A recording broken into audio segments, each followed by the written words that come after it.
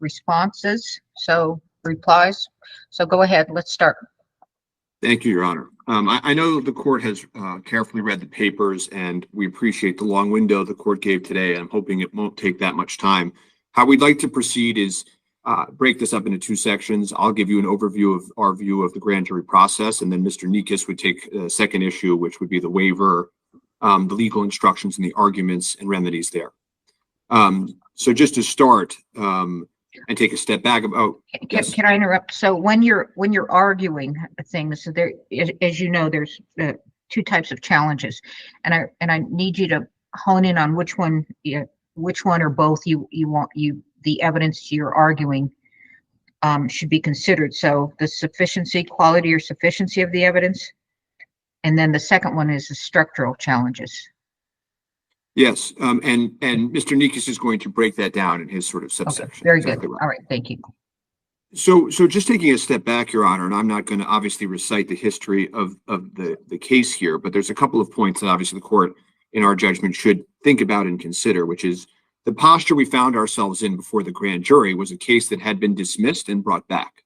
A court can consider, right, how strong a case is, whether it's at the fringes of criminal law or whether it's a case with 15 witnesses, DNA and video, in sort of assessing these things. So we get brought back on a criminal case, and we were set for a preliminary hearing originally, and it was switched out of that posture into a grand jury, which is of course a prosecutor's right in New Mexico.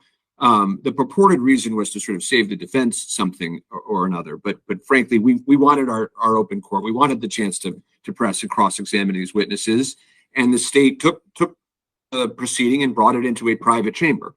At that point, the notice went out, and it did not have the 48-hour language that, by Miss Morrissey's own statement to the judge, she had never seen a notice without that. And the identical notice served on the co-defendant on the same case didn't have this absence, right? Sort of surprising. Sort of looking at it, you're saying, what is this? And then further to that, we raised the issue, and there's a fight, a litigation, and the state lost that issue.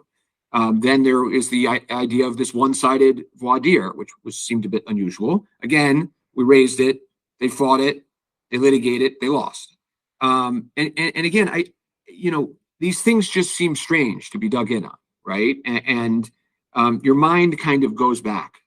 At least mine did, to comments that the judge made. Judge Ellington said, it's the strangest thing.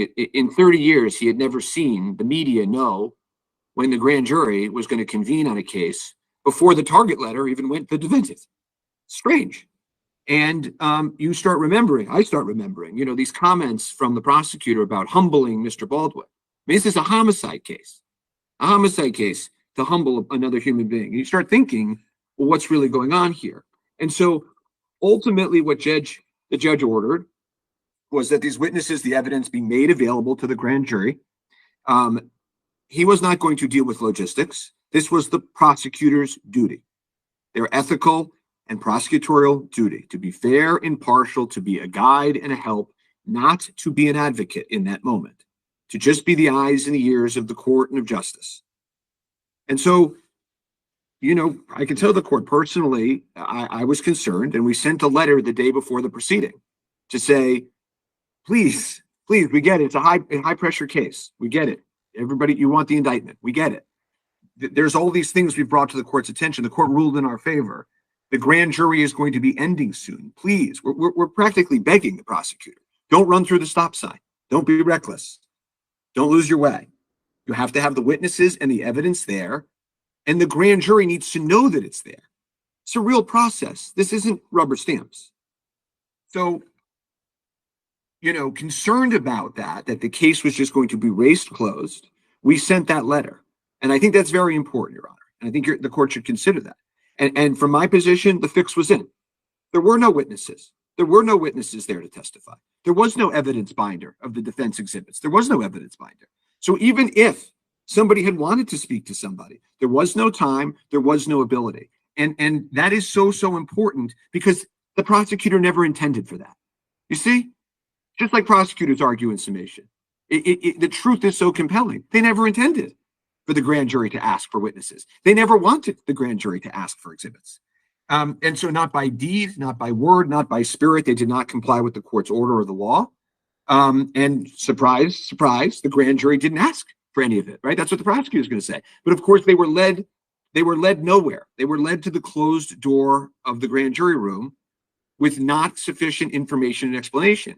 And I'll tell the court, and the court's reviewed many grand jury minutes, and I remember many times when I was a prosecutor, but there's a way to do this that's fair. There's a way to say, this is a murder case. I'm just going to give the court an example. There's an alibi witness. This is very, very serious stuff. The defendant says that he was at the movies with his mom at the time. He could be completely innocent. There's a movie ticket right here. I'm going to leave it right here on the table. You all should think about looking at it. The defense would like you to look at it. The mom is in the hallway. Okay, we want justice here. You should consider these things. You don't have to do it, but I'm going to leave the movie ticket here and the mom in the hallway. And by all means, we want to get to the right result here. That's not what happened in this case. That's not what happened in this case. And so, and another thing is, again, our letter, the terms ending the next day, that you're going to have to, it's like, listen, understand, we're going to give you plenty of warning so that you can tell your job, so that you can have extra time. If you need more time, that's easy. We will accommodate. These people are waiting here. But there were no people. There were no exhibits because the state was never going to comply. So when we got the transcripts, of course, and we looked deeper at this, the witnesses were diverted, right? It's a very important thing that Ms. Morrissey was preparing for the Gutierrez Reed trial at the time. She knew exactly what was going on. She knew exactly how to divert the witnesses away from information that helped Mr. Baldwin. She diverted them. And the legal instructions, the filing that was made when the issue of the legal instructions was before the prior judge, the state says in there, it's just a little piece in the papers, but it says, we'll insert the language we intend to use. That's what they say in the papers. And they don't tell the judge, I'm going to insert this language that they ended up giving. They don't tell the judge that. And they could have called that judge back at any point and said, we have a question. Just because of all of the concerns in this case and because we want to do the right thing, is it okay if we insert different words? They don't do that. They shut the door to the grand jury room. They got their indictment. And that's why we need this court to step in and check this abuse of power. It's just that simple. I'm going to end and turn it over to Mr. Nikas in a minute on these specific issues. But again, I will sort of end where I began, that this is a case involving an accident at the outskirts, very outskirts of criminal law as we know it. And I don't think there could be much debate about that. There was no check in that grand jury room. The prosecutor was alone to do as they wished, despite every warning and every judicial order otherwise. And, even in front of the court perhaps can see what I believe to be going on here, which is, and Mr. Nikas is going to address this waiver issue, that this response comes in from the state and has no case law in it. It's like a breathless, go get him kind of a response, and that's fine. But you start thinking, are we not losing our way here? Is the high pressure case not starting to sort of take control over good judgment and everything else? And I just think the court can have no comfort in this indictment, can have no comfort in the way it was procured, cannot possibly believe it was fair and impartial. It should be dismissed. It should be dismissed for Mr. Baldwin and for any other person that comes before a grand jury and falls the victim of an overzealous prosecutor. And that's what we would ask you to do. So I'm now going to turn it over to Mr. Nikas, if there are no direct questions for me to address the specific arguments regarding waiver, the legal instructions, and the legal remedies we saw. No, I don't have any questions at this time. Thank you, Your Honor. Good morning, Your Honor. It's Luke Nikas. I'm getting some feedback. Okay, I think it's a little better. Good morning, Your Honor. So I'm going to address 3 issues in a little bit more detail, and I'll try to keep it brief because we know Your Honor reads all the papers very carefully. So what I'd like to do is highlight a few key components of 3 issues in the case. The first is waiver. The second is the ground for dismissal that the prosecutors engaged in bad faith, and therefore the court should review the sufficiency of the indictment and evidence that supported it. And the third is the structural problems with the grand jury process in that it was conducted in violation of the law, and therefore no prejudice is required in order to dismiss. So I'll break it down into those 3 categories. that we believe justified dismissal independently, each of them, of the indictment. The first, Your Honor, the state has waived its challenges to the motion to dismiss we filed. The state did not cite a single case in its opposition brief. It did not cite a single legal authority in its opposition brief. It did not distinguish any of our legal authorities.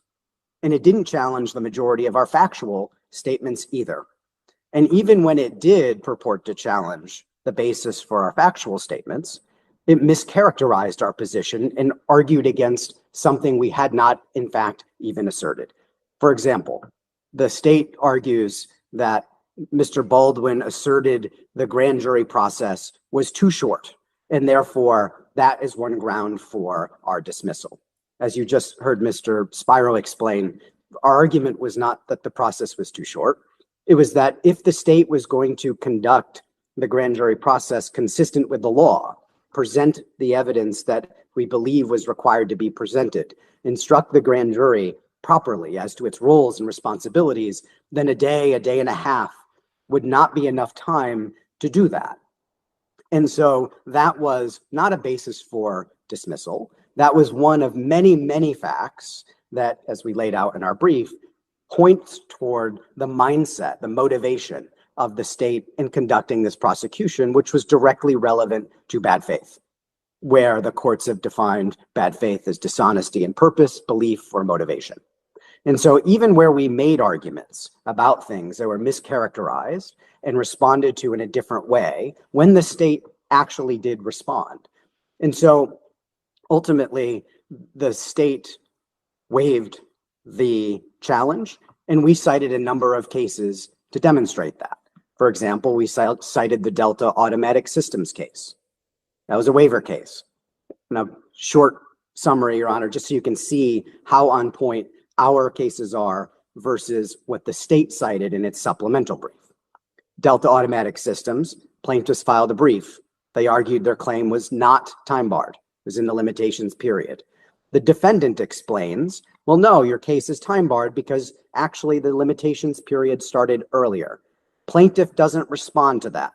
What does the court do? The court says, if you don't respond in opposition to an argument, then you've waived it. Dismisses the plaintiff's claim on the merits. There was no discussion of wanting to hear the case on the merits, no discussion of liberally allowing parties to ignore responses. Period, full stop, dismiss the case on the merits.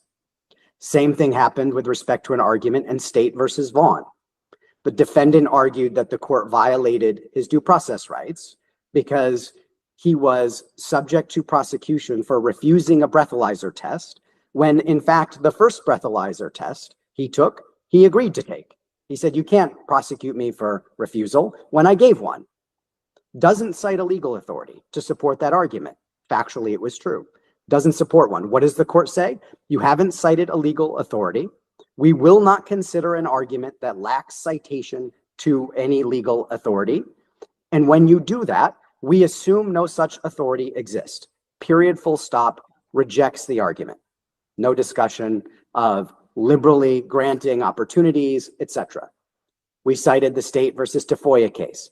Same exact thing. Court explains, you, defendant, argued the jury instructions were insufficient, but you didn't cite any legal authority for that. Argument rejected. You don't cite legal authority. You don't oppose legal authority that's cited to you. You've waived it. And what does the state say? The state does not distinguish our cases. It doesn't challenge those principles.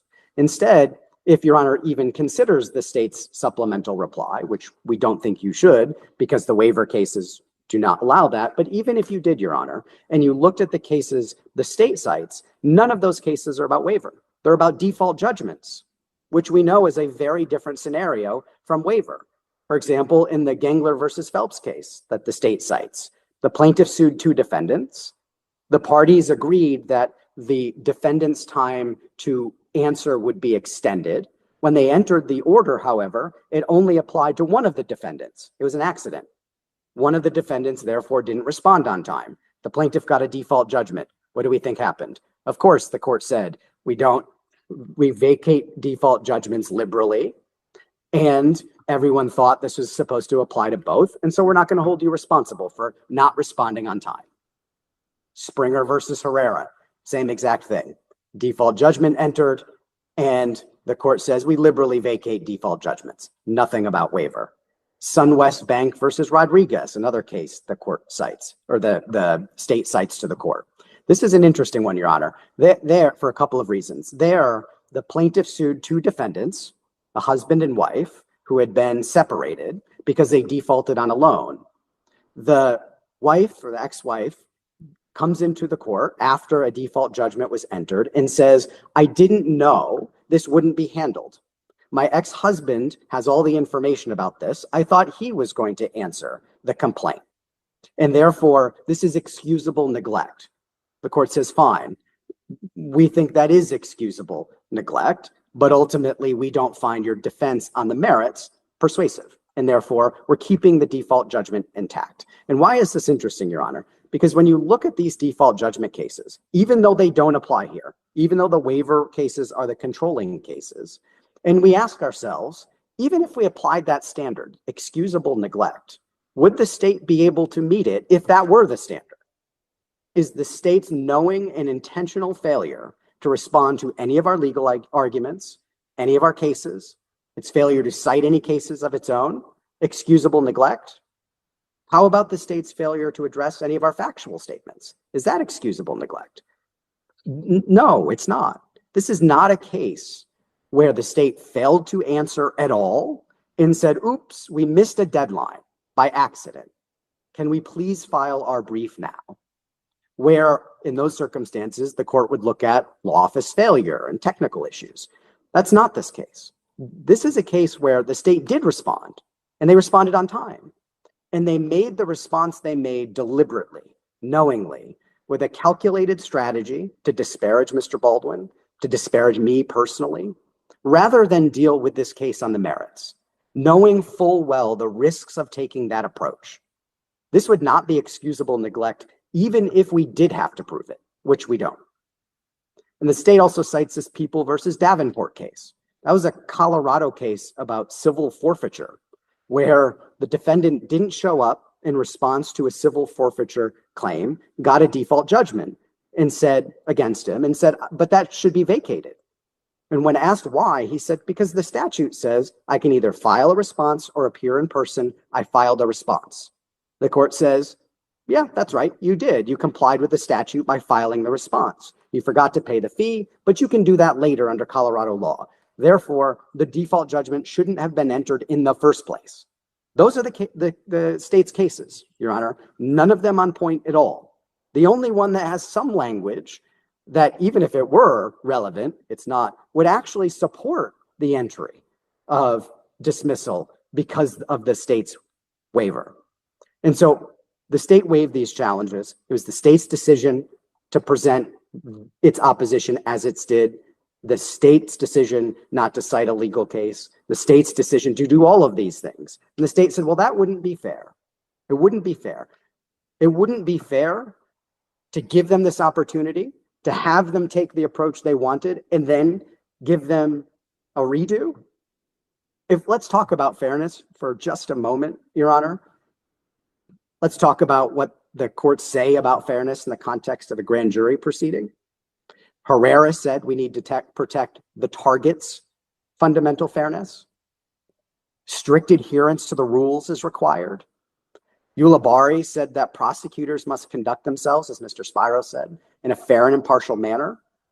Ulibarri said that it's the target's right to a fair and lawful process that should be rigorously protected. That's what fairness is about in these circumstances. It's fairness to the target. And the only unfair outcome here on waiver would be not to apply waiver cases and not to dismiss this indictment on the basis of those controlling cases when the state brought this circumstance on itself by choosing the response it made. That's ground number one, Your Honor, on which we believe the court should dismiss the indictment. Ground number 2 and 3, as I mentioned, bad faith and judicial review of the evidence, and then the structural defects in the process. I'm going to start with the structural defects in the process, the violation of the grand jury process. Under New Mexico law, that is a basis for dismissal without proving prejudice. Once again, the state doesn't cite any cases about this ground for dismissal. In the state's supplemental reply, they say we've misrepresented the fact that bad faith is not required. It's very clear, Your Honor, we put it in our brief that bad faith is required on the third ground I'll talk about, but it's not required on this second ground. The courts have made that clear in New Mexico. Herrera said, for example, when we're talking about a violation of the grand jury process, a different standard applies to the target's claim, different standard from bad faith. That's quoting directly from the Herrera case. And the reason is that the grand jury process is one where the prosecutor has the control. There's no direct supervision of the judge, as Herrera noted. The prosecutor has the control of the room, the control of the witnesses, and ultimately has to rigorously follow the grand jury process to ensure that the grand jury has all the evidence before it so it can comply with its obligation to receive and evaluate all of the exculpatory evidence, all of the evidence that may make an indictment less justified. And so in the Herrera case, I want to start there, Your Honor, because in the Herrera case, there were two grounds for dismissal, independent. One was that the prosecutor asked the witness a question and the prosecutor didn't let that witness answer it. And the court said, ultimately, if the prosecutor had questions about whether the grand jury should hear that information, should have its questions answered by that witness, then the prosecutor should have gone to the judge. And the second was, and we see a lot of that here, Your Honor, as we've explained in our briefs. The second is that the prosecutor read proper UJI instructions to the grand jury, but then commented on one of them in a way that was consistent with the instruction, but sort of expounded upon it a bit. And the court said, no, we have to comply rigorously. We have to read those instructions exactly as they are, word for word. We cannot manipulate, we cannot change, we cannot modify. It is critical that the instructions are exactly what they need to be. And they weren't, and that failure also provided a separate ground for dismissal. And so let's start here, Your Honor, with the three reasons we give on this ground, independent again, for dismissing the indictment on the basis that it violated the grand jury process. The first is that the jury instruction was inaccurate. The first element of the jury instruction that the state read was that probable cause exists if the grand jury finds that the target discharged a firearm during the production of the movie without first verifying the firearm contained no live ammunition and while the firearm was pointed in the direction of another. The state then had a witness testify that Baldwin had an obligation to verify the firearm contained no live ammunition. Two pieces of this, Your Honor. The most troubling to us, the instruction is not correct. Judge Ellington heard argument on what this instruction should say, and we put our position forward, said it should reference Baldwin's subjective knowledge, which we do think is the law in New Mexico. And the state said, this is not about whether Mr. Baldwin should have verified whether the firearm contained live ammunition. There are other grounds completely distinct from that serve as the basis for this indictment. And Judge Ellington accepted that argument, that representation, that that's not what this case was going to be about. Shocked we were when we see the grand jury instruction inserting this exact language that the state had just argued was not going to be the basis for its case. Again, the grand jury judge was there for guidance. If the prosecutor had concerns about whether this language could be added in, that's what the judge was there for. That's what Herrera said the prosecutor should have done when deciding to cut off the witness. So that's troubling, Your Honor. What's even more troubling to us is that the state called Brian Carpenter to testify in the grand jury.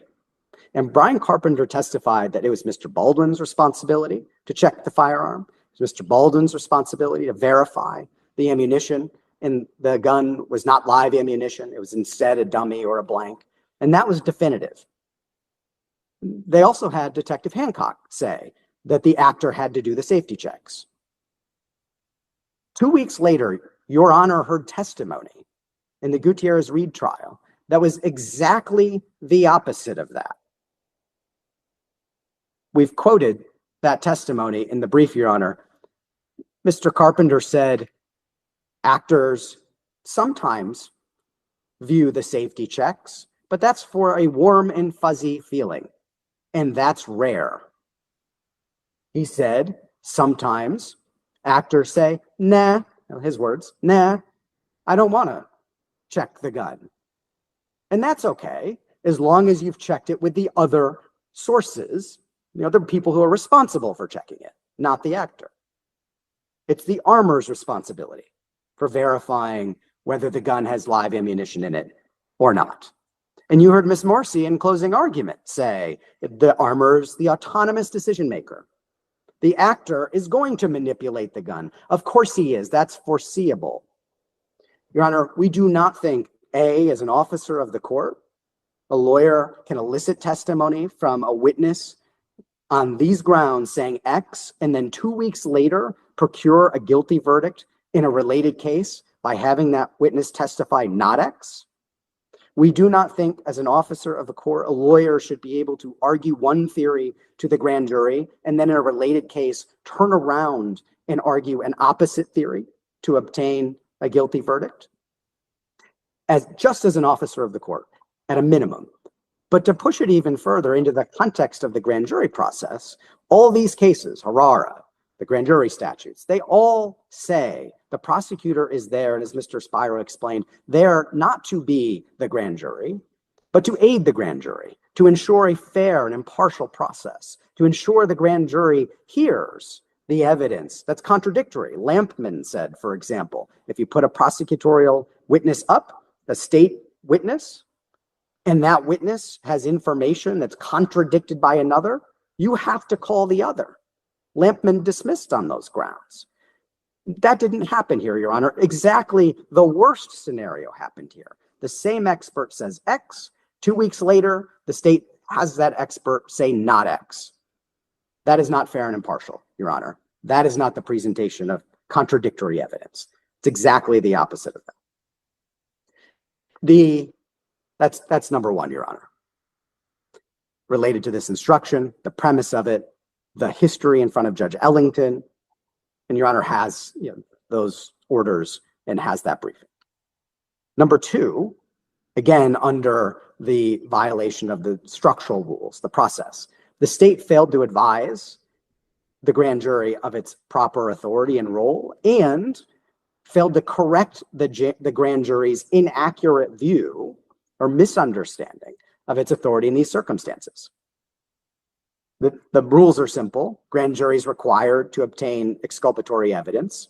The word under 31.6.11b is shall obtain, not may or might. And the prosecutor has an obligation to facilitate the grand jury's inquiry into that evidence. And again, facilitate is the word the courts use to describe this obligation, even above and beyond what the prosecutor decides to present. The prosecutor is there to be the aid to the grand jury, to ensure that the grand jury understands its role, its responsibilities. The state did exactly the opposite again. The state told the grand jury who the witnesses will be, not might be, not maybe, not the witnesses that the state intends to call, who the witnesses will be. And then the state reinforced this message by saying that the grand jury could consider the alert letter or just begin hearing witness testimony without explaining the third option. Consider the alert letter, hear the state's witnesses, and, as Mr. Spiro explained, call the alibi witness out in the hallway and look at the movie ticket. That third option was never explained, number one. And number two, it's clear the grand jury had no idea that was an option at all. Because when the grand jury was asked, how do you want to proceed? They said, well, I guess if that's all our questions about this letter, and the question they asked, Your Honor, was about a typo, they said, I guess we'll begin hearing witnesses. In other words, the witnesses the state told them definitively they were going to hear from. And so the whole exchange in the grand jury transcript demonstrates that the grand jury did not understand the purpose of the alert letter, its obligations and responsibilities, and the state didn't correct them. The state never explained Baldwin's witnesses were available to testify. In fact, they weren't. Mom wasn't in the hallway. Even though Judge Ellington told the state, you need to arrange for the scheduling to make them available, the state didn't even call them, didn't contact them. They never intended to call these witnesses. We gave multiple examples, Your Honor, of briefing in our briefing where the grand jurors were asking for information that would have been answered by the SAG statement, by Dave Halls, by Sarah Zachary, the industry safety guidelines, Joel Souza, or any number of other sources. Instead, when the grand jury asked those questions, the state cut them off, exactly the kind of behavior in Herrera that justified the dismissal on this ground, presented testimony from a different witness, and oftentimes testimony that contradicted what a different witness would have said. Carpenter's the best example. Or Adigio. Adigio suing Mr. Baldwin, seeking money damages. And Ms. Morrissey put some footage on a screen for Adigio to explain. And as we've all seen, intervening cause is a material issue here. Judge Ellington required the instruction to be read if there was evidence to support it. The state read it. And so Mr. Adigio is testifying about the footage that the state had put on the screen. And he says, well, there are a number of things that I'm concerned about here. First of all, as soon as Mr. Baldwin emptied the firearm and we had to reload it, Dave Hall should have called cut to give everybody the moment to safely reset. It appears as though, he continues, the armor is putting spent ammo in the same fanny pack or pouch as live ammo as she's pulling live ammo out of it. You kind of went past this for a moment, Adigio says to Ms. Morrissey. Dave Halls, the first AD who is in blue jeans and a black shirt, is not. Ms. Morrissey cuts him off. He's explaining intervening cause. I couldn't have dreamed of better testimony to start to explain intervening cause. Ms. Morrissey cuts him off in the middle of it. And after she had already taken something off the screen that he was trying to explain, and she says to him, and keep in mind, we're here for Mr. Baldwin. Point your narrative. What is Mr. Baldwin doing in this scene that we watched and anything that happened after when the camera turns off? Because we're not there. That's concerning you. That's exactly the kind of conduct, cutting off a witness, withholding evidence a witness is about to give.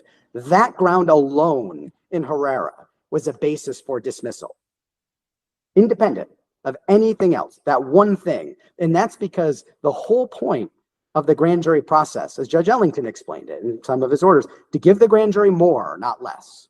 This is exactly giving the grand jury less on a critical issue of intervening cause.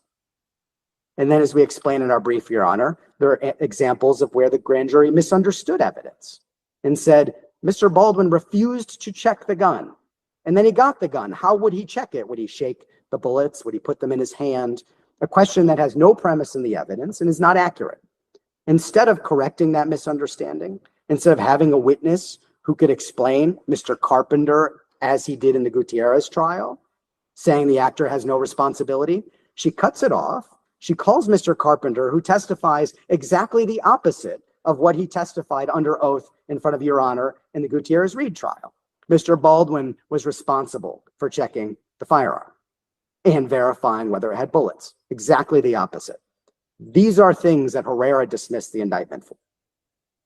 And when you look at the grand jury record, that first point I made about the grand jury's understanding of its role and responsibility, there's literally nothing in the grand jury record, nothing in the transcript to show that the grand jury was informed of its obligations and responsibilities. The state says, well, that's the court's responsibility. Judge Ellington should have done that. Well, there's nothing in the record to show what they learned, what they received, and how they were told about their responsibilities. The state didn't do it, and the state didn't correct it when it was clear they didn't understand. And the Ulibarri case, Your Honor, dismissed for exactly this kind of reason. In Ulibarri, the state argued that the grand jury was given a grand jury instruction manual, apparently from the description of a big pile of information that had all the things the grand jury could ever want to know about: its responsibilities, its roles, all the different kinds of crimes that exist, the elements of the crimes, everything you'd want to do to instruct a grand jury about how to be a proper grand jury was in that manual. But the state, when it came time to read the jury instructions in the Ulibarri case, just referred the grand jury to the manual and showed them how to use it and said, go there, and that's where you'll find the instructions. The court dismissed the indictment on this ground. Didn't have to prove prejudice, didn't have to prove materiality, because that violated the process. Why did it violate the process? Because the court explained in Ulibarri, it's the prosecutor's obligation to act in a fair and impartial manner. It's there to ensure that the grand jury received all the information it was supposed to receive.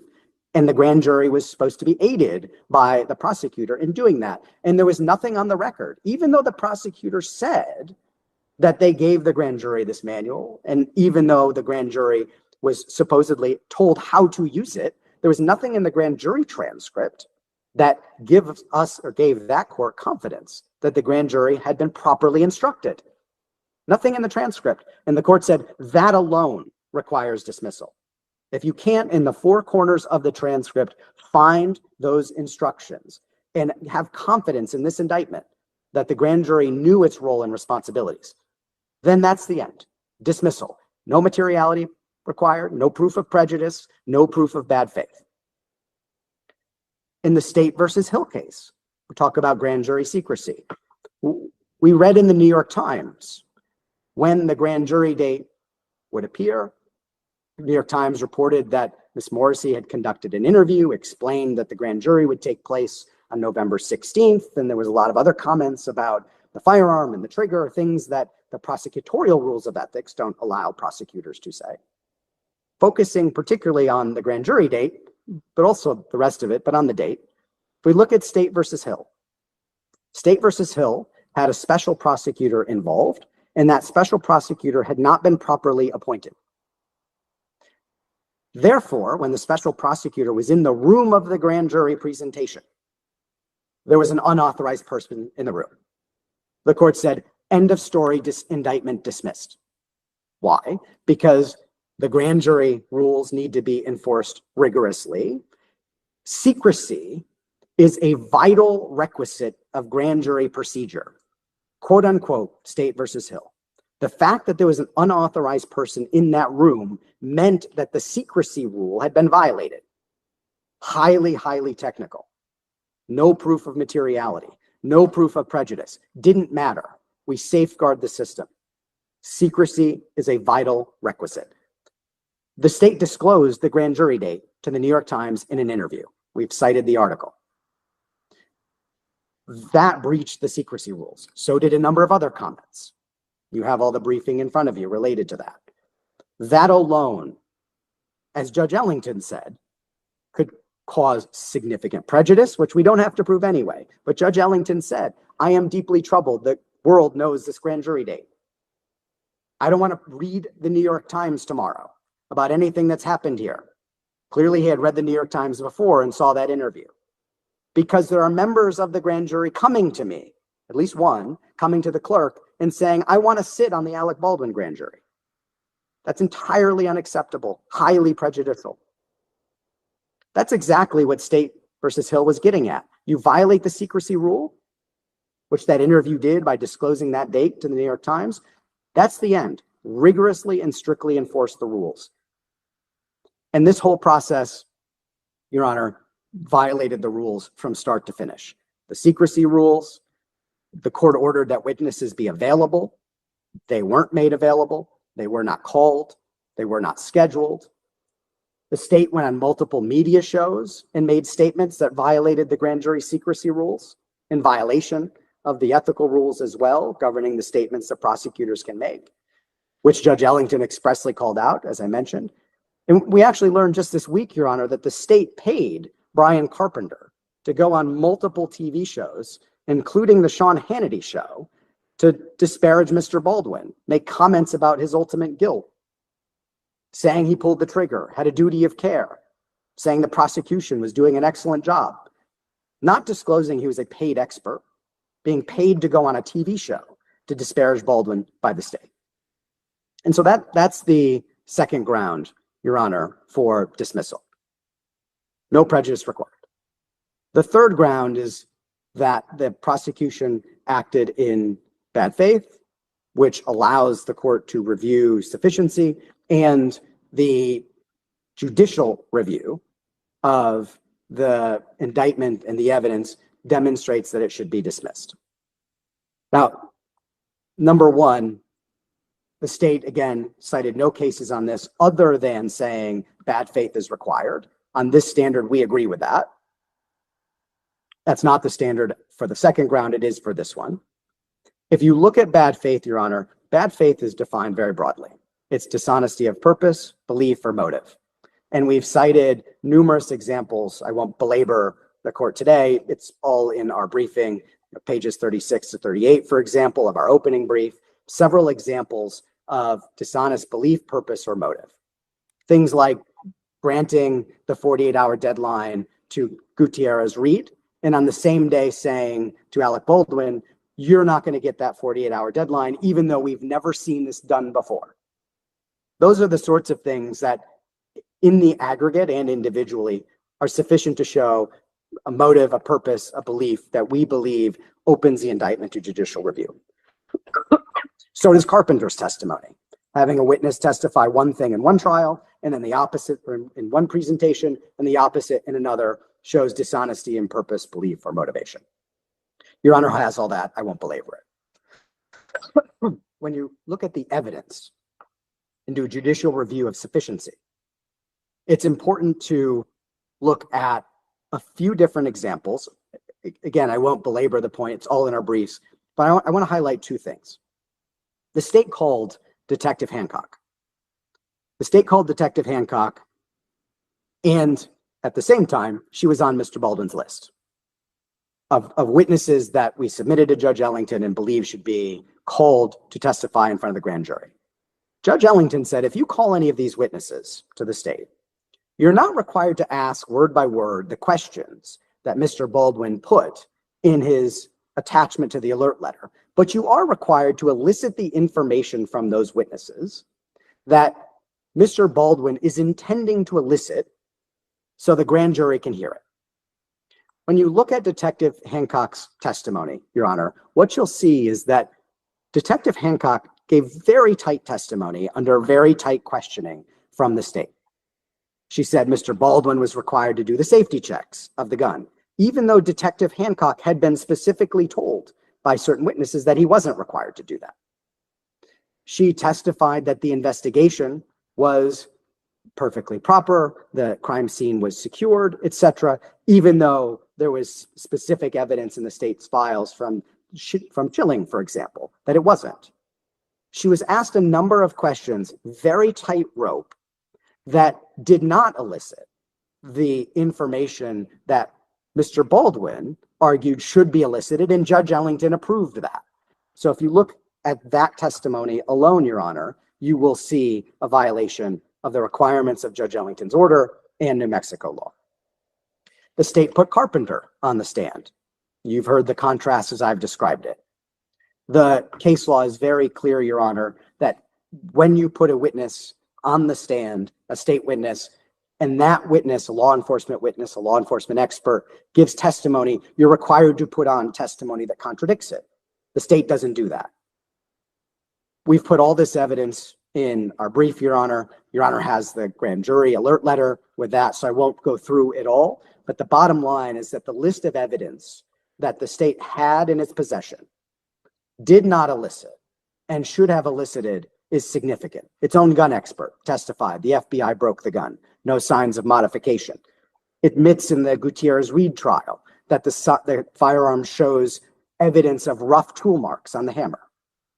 We could go on and on, Your Honor. The point is there's significant evidence that was not presented to this grand jury that should have been elicited from Detective Hancock, that should have been elicited to Carpenter, that contradicted the evidence the state had presented at the Gutierrez Reed trial, that upon review in the aggregate, we believe is more than adequate to show this indictment should be dismissed when you conduct a review of sufficiency. And so those are the three grounds, Your Honor. I'll stop and ask if you have any questions, but otherwise, our briefs detail this extensively, so I'll rest there. All right, thank you. I'm going to basically take a bathroom break, and we'll get back on here. So it's 10:47. Let's return at 10:55, okay? Thank you, Your Honor.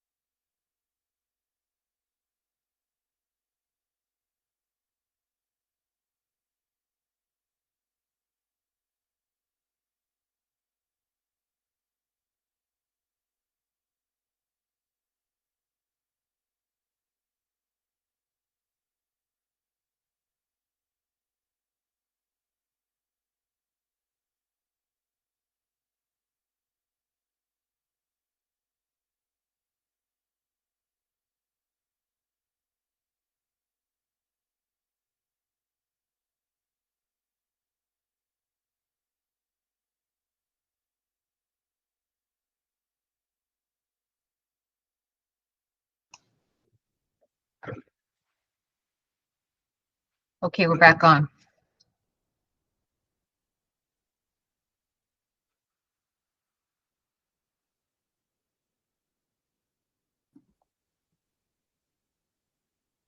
Okay, so I don't have questions from your presentation at this point. However, I will later when the state finishes their response. Okay, and interchange. Okay, go ahead. Were you finished, Mr.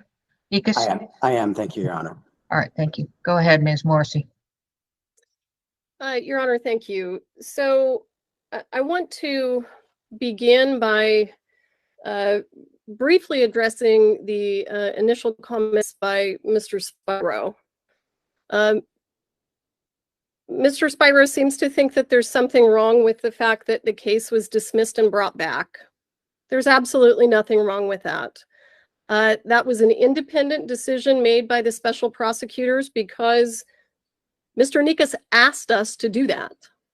That is exactly what happened. And his ask was not unreasonable. We did it because Mr. Nikas came to us and said, hey, it doesn't seem fair that this case continue to hang over my client's head while you guys are waiting for forensic testing that could be dispositive. So would you do the right thing and dismiss it without prejudice? We agreed to do that.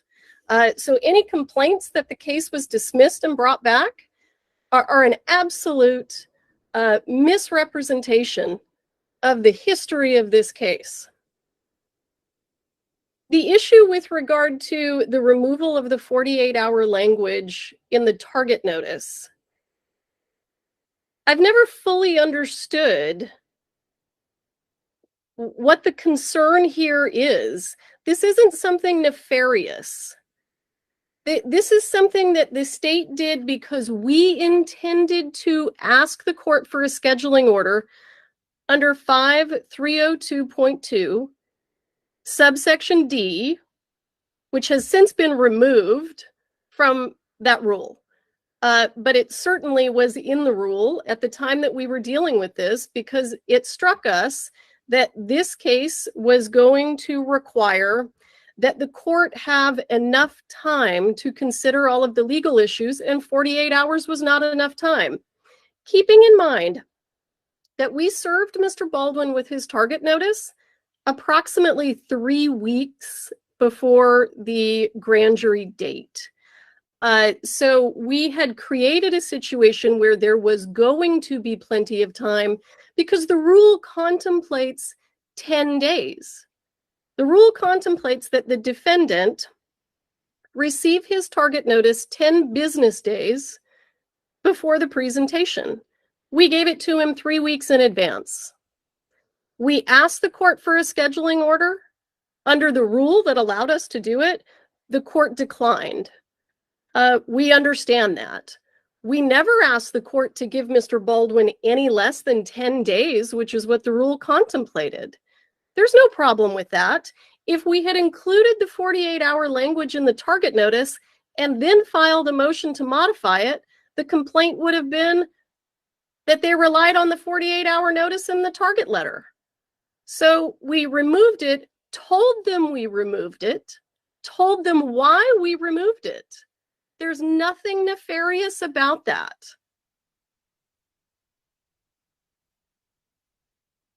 You know, we asked the court to permit a minimal voir dire of the grand jury because of the tremendous amount of press coverage that the case had received.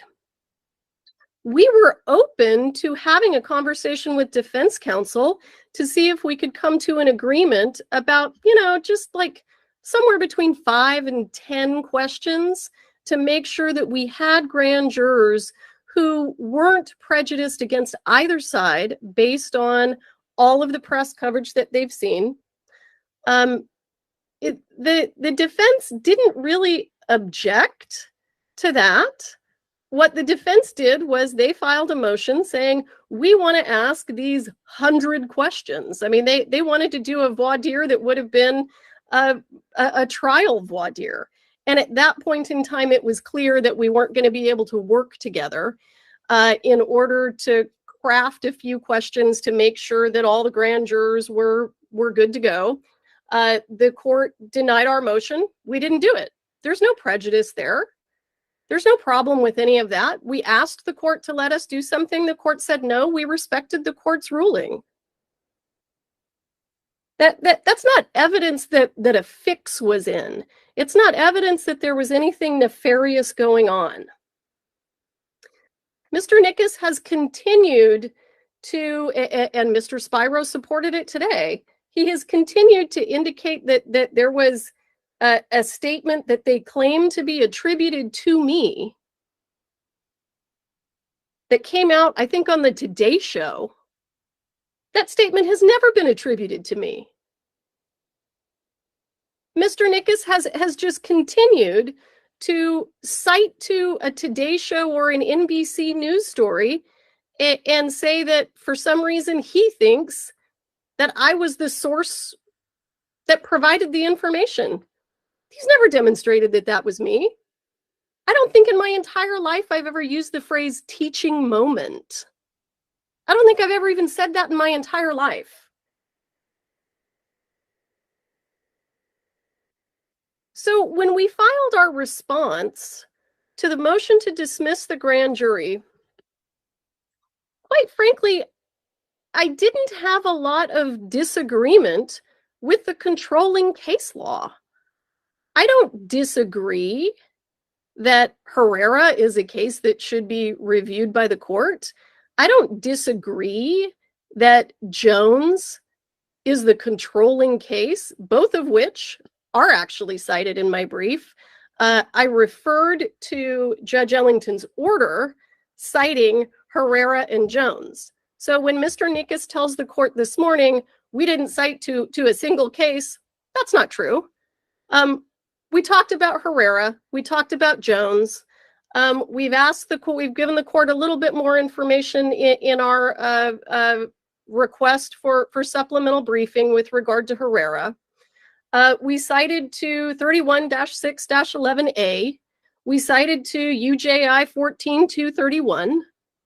That is the controlling law on this issue. We discussed it, we cited it.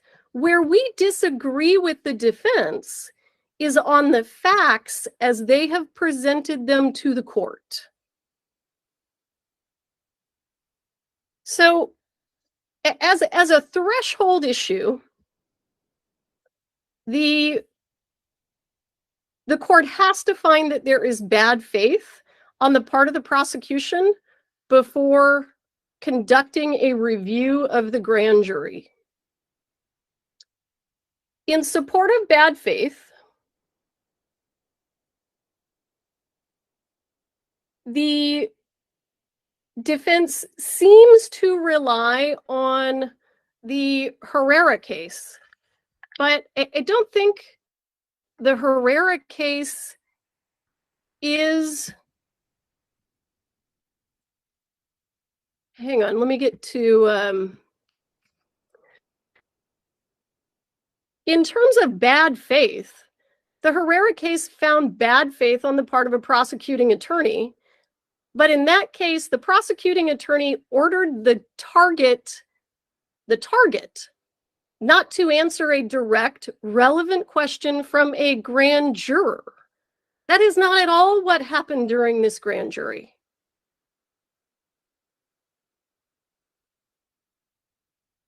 The attorney also, in that case, told the grand jury that the target's testimony should not be considered because it was an impermissible attempt to make the grand jury consider the consequences of its decision to indict. That is not what happened in this case. I agree that Herrera should be reviewed by this court. But the facts, as presented, don't support a dismissal of the indictment based on Herrera. Herrera is completely distinguishable, and Herrera was cited in our brief.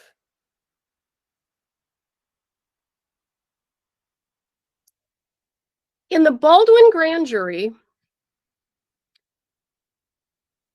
we had witnesses who were not at all familiar with how safety protocols work on movie sets, because hardly anyone knows how safety protocols work on movie sets.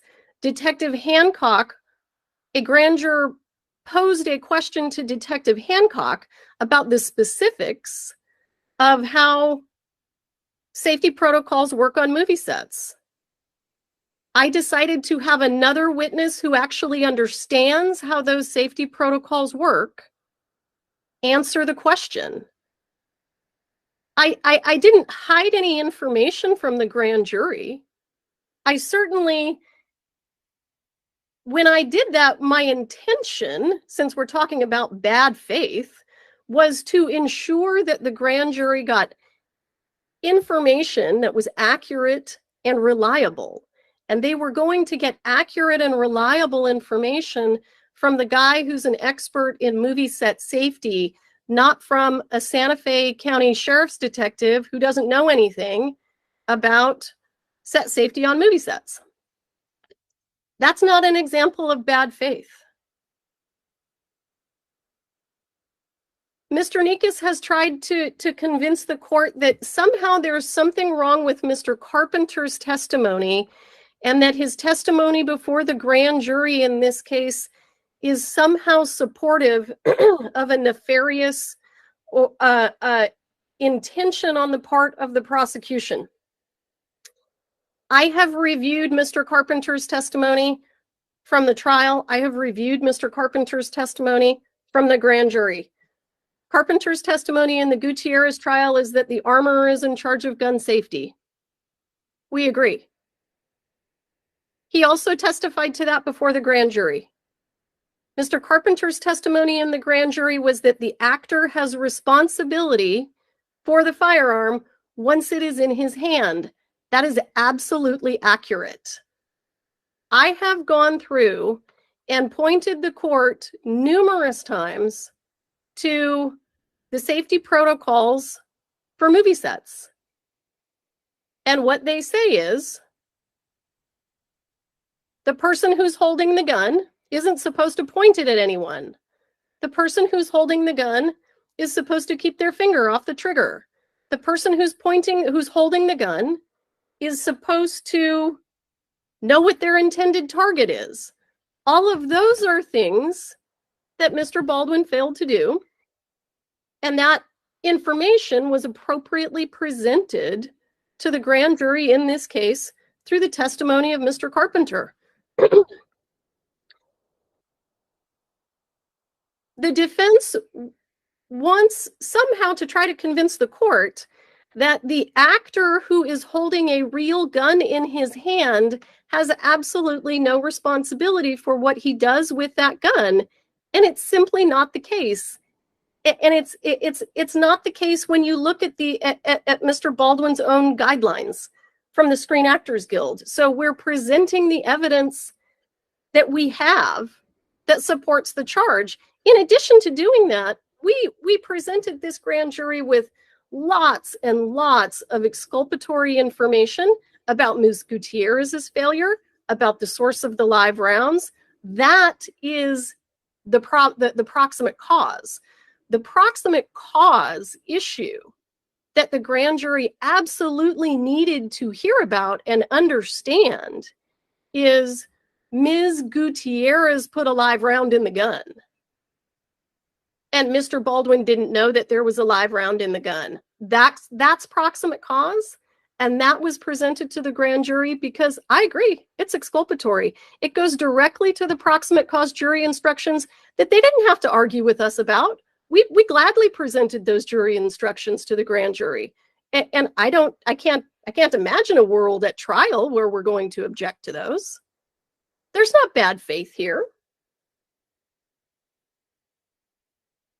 There was no testimony at any point in time, not in the grand jury, not at the Gutierrez trial, that the actor is required to participate in the safety check with the armorer and the assistant director. Nobody ever said that.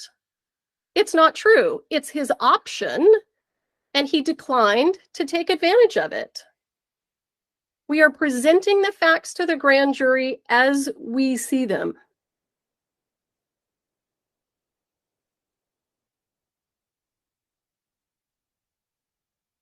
With regard to Mr. Nickus in his motion goes through this series of bullet points that he believes are related to bad faith. And one of those that has been discussed today, probably the only one that's actually relevant to the grand jury, is the information or rather the interview. I wouldn't call it an interview, but I did provide the New York Times with the date of the grand jury. I've acknowledged that. I've never tried to hide that. Honestly, I absolutely understand that grand jury proceedings are secret, but the date of the grand jury, this isn't a federal grand jury. The date of the grand jury proceeding is given to witnesses who do not have an obligation to keep it secret. They don't sign an oath. They have no obligation to keep that secret. It is given to the target. The target can give it to his wife. He can give it to his parents. He can give it to his wife's hairdresser. He can give it to whoever he wants. The date of the proceeding, in my opinion, is not secret. But best case scenario for Mr. Baldwin, let's say it absolutely is. The date specifically is something that nobody's ever supposed to know about, even though we give it to a whole bunch of people. The grand jury didn't happen on November 16th. The judge moved it. He moved it because he needed more time to address the legal issues, and that was the reason that we asked for a scheduling order in the first place. So the grand jury was moved from the 16th. Mr. Nickus has continued to try to argue in his pleadings, although he hasn't seemed to argue it much this morning, but he seems to argue in his pleadings that after that, I again provided the grand jury date to the press. Absolutely not. That absolutely did not happen.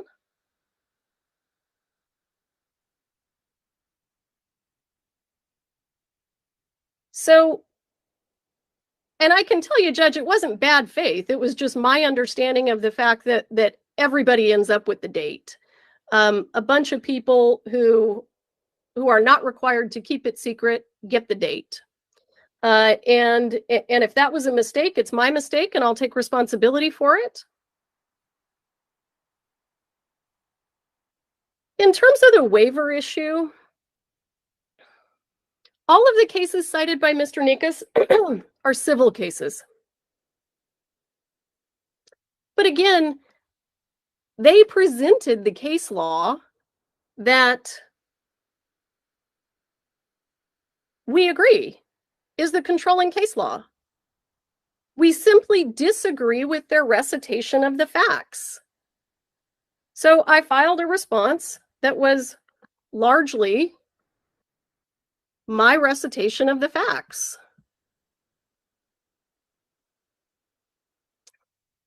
I do want to say, with regard to Herrera, paragraph 20, our grand jury statutes require that the prosecuting attorney alert the grand jury to the existence of target offered evidence and do not require the prosecutor to actually present such evidence.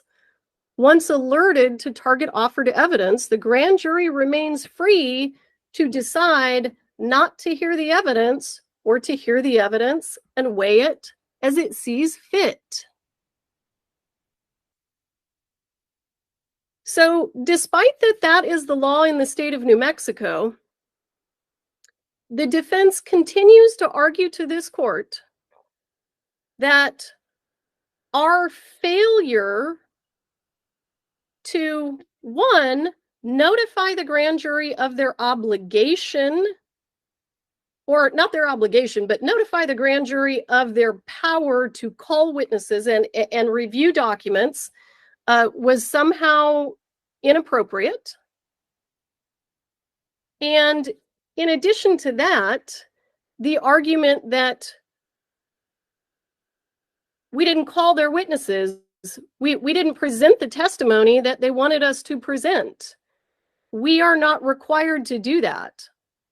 We went above and beyond in this grand jury proceeding, providing to the grand jury, not only did I read the target letter in its entirety, word for word, I gave each and every grand juror a copy of it. They had it the entire time we were going through the presentation. We didn't take those copies back.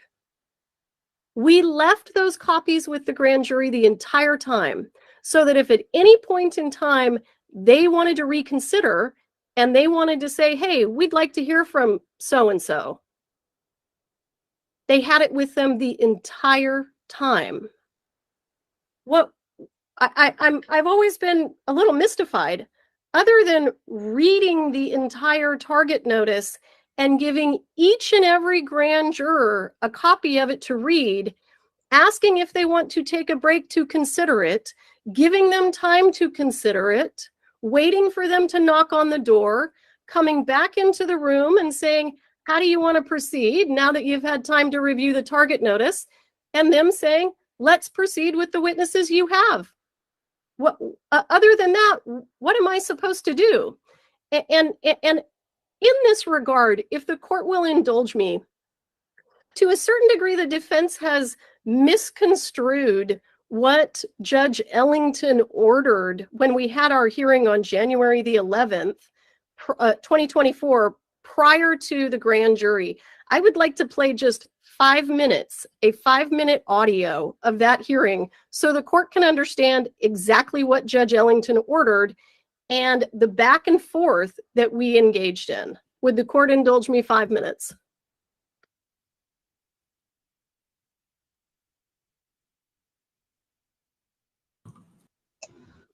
Mr. Nikas or Mr. Spiro, what's your position? Spiro, I'm sorry. Yeah, I would object unless we're putting in the whole transcript, and she can submit it to the court in camera. I don't think we have to sit here and see some snippet of it, and then I have to do redirect. I would ask that the court just review it in camera if the court thinks it's necessary. I know the court has the transcript. And I would also add, Your Honor, that none of this was presented in the context of the opposition brief. So the request for full context, the full transcript argument on this would be highly prejudicial if it were going to be this focused and narrow. I'm aware of the, I've certainly read the log notes and listened to the log notes of Judge Ellington's order. So make your point, Ms. Morrissey. I don't need to be refreshed. Thank you. So the point is, Judge Ellington asked the grand jury clerk to provide refreshed copies of the grand jury orientation instructions so that the grand jurors, even though they had already had all of that information in November, even though they already understood that they could call witnesses, that they could subpoena documents, Judge Ellington had the grand jury clerk give them those instructions again so that they would be refreshed about what they can do in the grand jury, the powers that they have, the witnesses that they can call. There is no obligation on my part to start explaining to the grand jury something different than what the court has already provided them. They were provided those as a refreshment, and that explained everything that they could do. They understood their powers. I had a discussion with Judge Ellington about the fact that obviously, because this decision is coming, I think, less than a week before we're presenting the grand jury, that there would be some witnesses that we wouldn't be able to get there. We weren't going to be able to get out-of-state witnesses there. I had this entire discussion with Judge Ellington because I had concerns about it. And I asked the judge, if they want to hear from a witness and I can't get them there by the time the term ends, what's the best thing for me to do? Are we going to ask the grand jury to stay together, to come back on another day? Judge Ellington said that's a possibility. If any of these problems arise, I will be in the courthouse because I'm going to be in trial. Just come and speak to my staff. And if I need to render assistance, I'll render assistance. The grand jury never asked to hear from the witnesses. There's nothing I can do about that.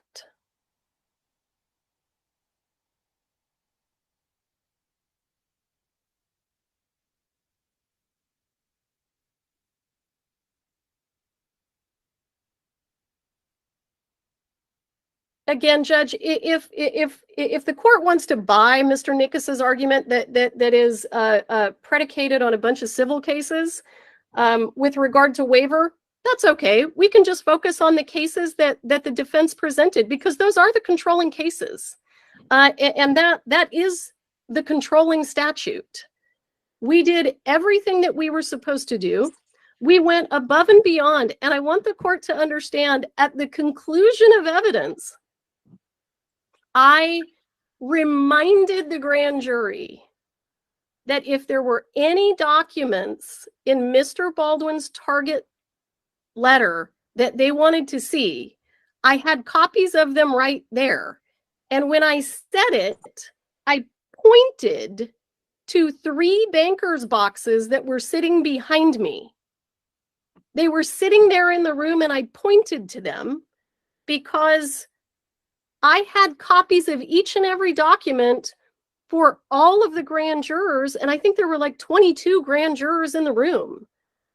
So not only did I tell them, knock on the door and let me know if you want to see any, I made very clear to them that they were there and that they would all have copies of them if they needed them. This is not a trial. This is grand jury. They provided an alert letter. We read it. We followed all of the judge's orders. If the court has any questions for me, I'm happy to answer them. I'm going to let you do your reply. So, Your Honor, just very briefly, and then I'll turn it back over to Mr. Nikas, because a couple of the points directly related to his points. But the colloquy with Judge Ellington suggested that he understood the logistic problems. That's what being a prosecutor is like. Sometimes it's not easy. You want to have a case on the last day. You don't get to fast pitch it. There's lots of options, right? One option is to have the witnesses there, one of them there, one exhibit there, right? There's nothing in the transcript about pointing at some boxes of evidence. There's nothing like that there.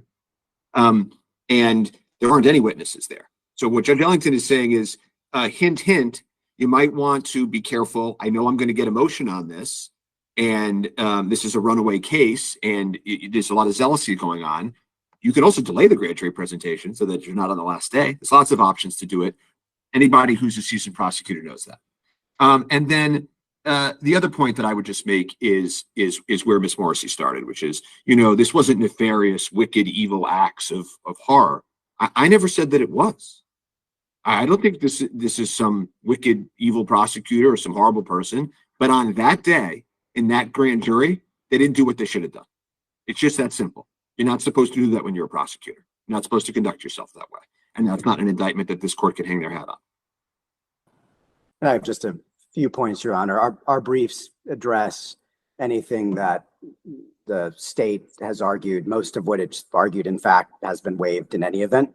But just a few points to illustrate some of the areas where the state has made comments that are not accurate, and ultimately we'll hang our hat on everything else we put in our brief to demonstrate that the rest of it is consistent with these. And so, number one, the state says we don't cite any criminal cases on waiver. We only cite civil cases. That's not accurate. We cite State versus Vaughn. The standard on waiver is exactly the same for both scenarios. Number two, the state says we didn't call Detective Hancock to talk about gun safety because she didn't know about gun safety. That's why we stopped her and we actually had somebody else testify. That's not accurate. Ms. Morrissey asked Detective Hancock about what happens when the armor hands the gun off to the actor. And Detective Hancock said she's supposed to do a safety check with the actor, and ultimately that wasn't done. So the testimony of Hancock, even though we just heard from the state, which is not knowledgeable about safety standards, the state elicited that. Number three, the Herrera case, Your Honor. The Herrera case does not say when a target is giving testimony and the target is saying a certain thing and the state cuts them off, the target, because the target has a right to be there, therefore has created a scenario where an indictment must be dismissed. The outcome of that case had nothing to do with the fact that it was the target testifying. The court made very clear that when a prosecutor cuts somebody off and denies the grand jury information that they've asked for, that period full stop is an interference with the process and denies them what they're entitled to. And if Your Honor looks through the transcript and sees the number of times the state said words like, let me stop you, or I'm going to stop you, or you're going to hear this information from somebody else. It's over 20 times. Day one, pages 20, 26, 27, 34, 88, 160. I could go on and on and on, Your Honor. This was something that happened. It was pervasive throughout the entirety of the process.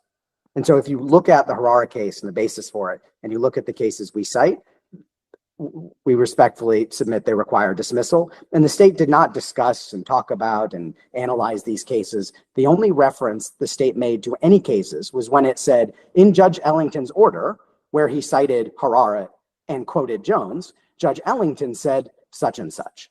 There was no analysis of the case law. There were no cases cited for authorities.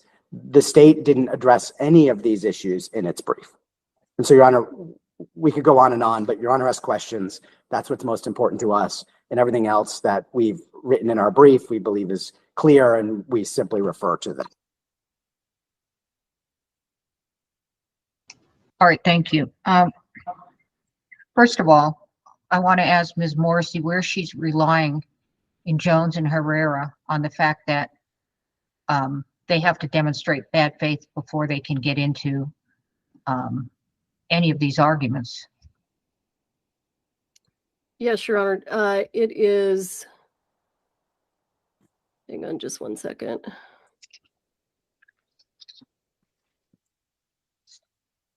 Give me just one moment. Sure, take your time.